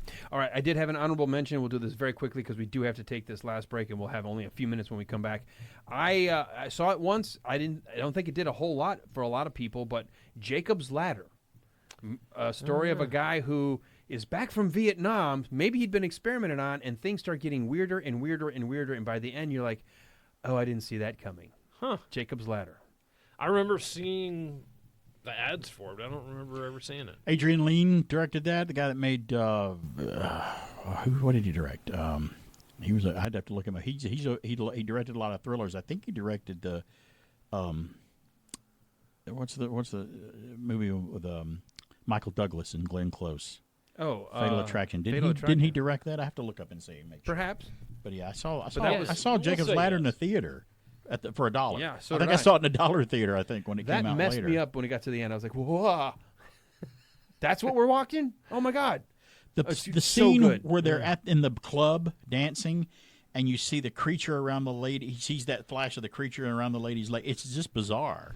A lot of it's bizarre. And it's that slow boil. The weird things start happening more and more. And when we're in a psychiatric ward toward the end, and we're just like, what's going on? It's really, really well done. It's Jacob's a creepy Ladder. thriller. Yeah. It really is creepy. All right, let's take our break. We'll be right back. 4 years ago, in this quiet forest, in this cozy cabin, something happened. Something so frightening. Something so deadly. We prayed it would never happen again. Now, from the creator of Evil Dead comes Evil Dead 2, Dead by Dawn. Now playing at a theater near you. Consult local listings.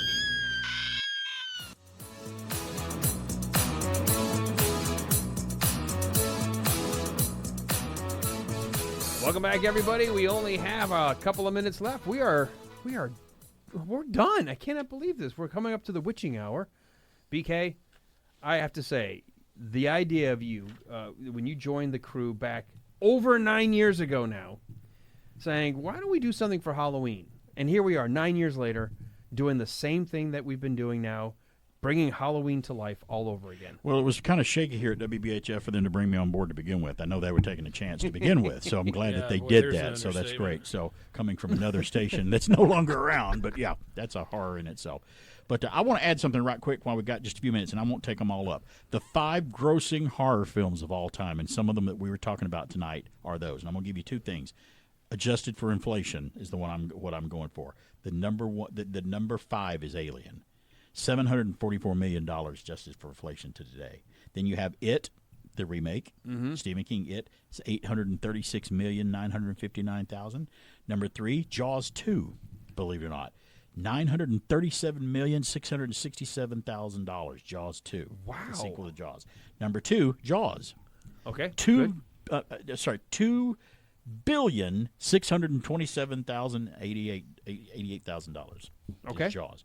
Number 1, do you want to take a stab? You should know what it is. Exorcist. It is The Exorcist. It made $400,000 when it came out. It made $400 million, which is a lot back then. Amazing. Adjusting for inflation, $2,826,000 is the Exorcist. So there you go, right there. The big films. And you know what? Classic films still resonate because here, the past month, the original John Carpenter's Halloween was downloaded video on demand in 448,000 households this month and watched.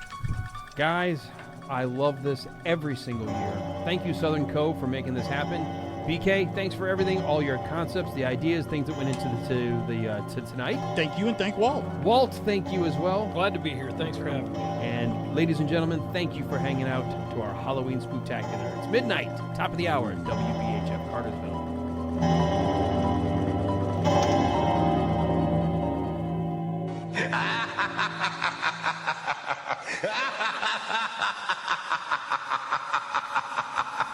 Ha ha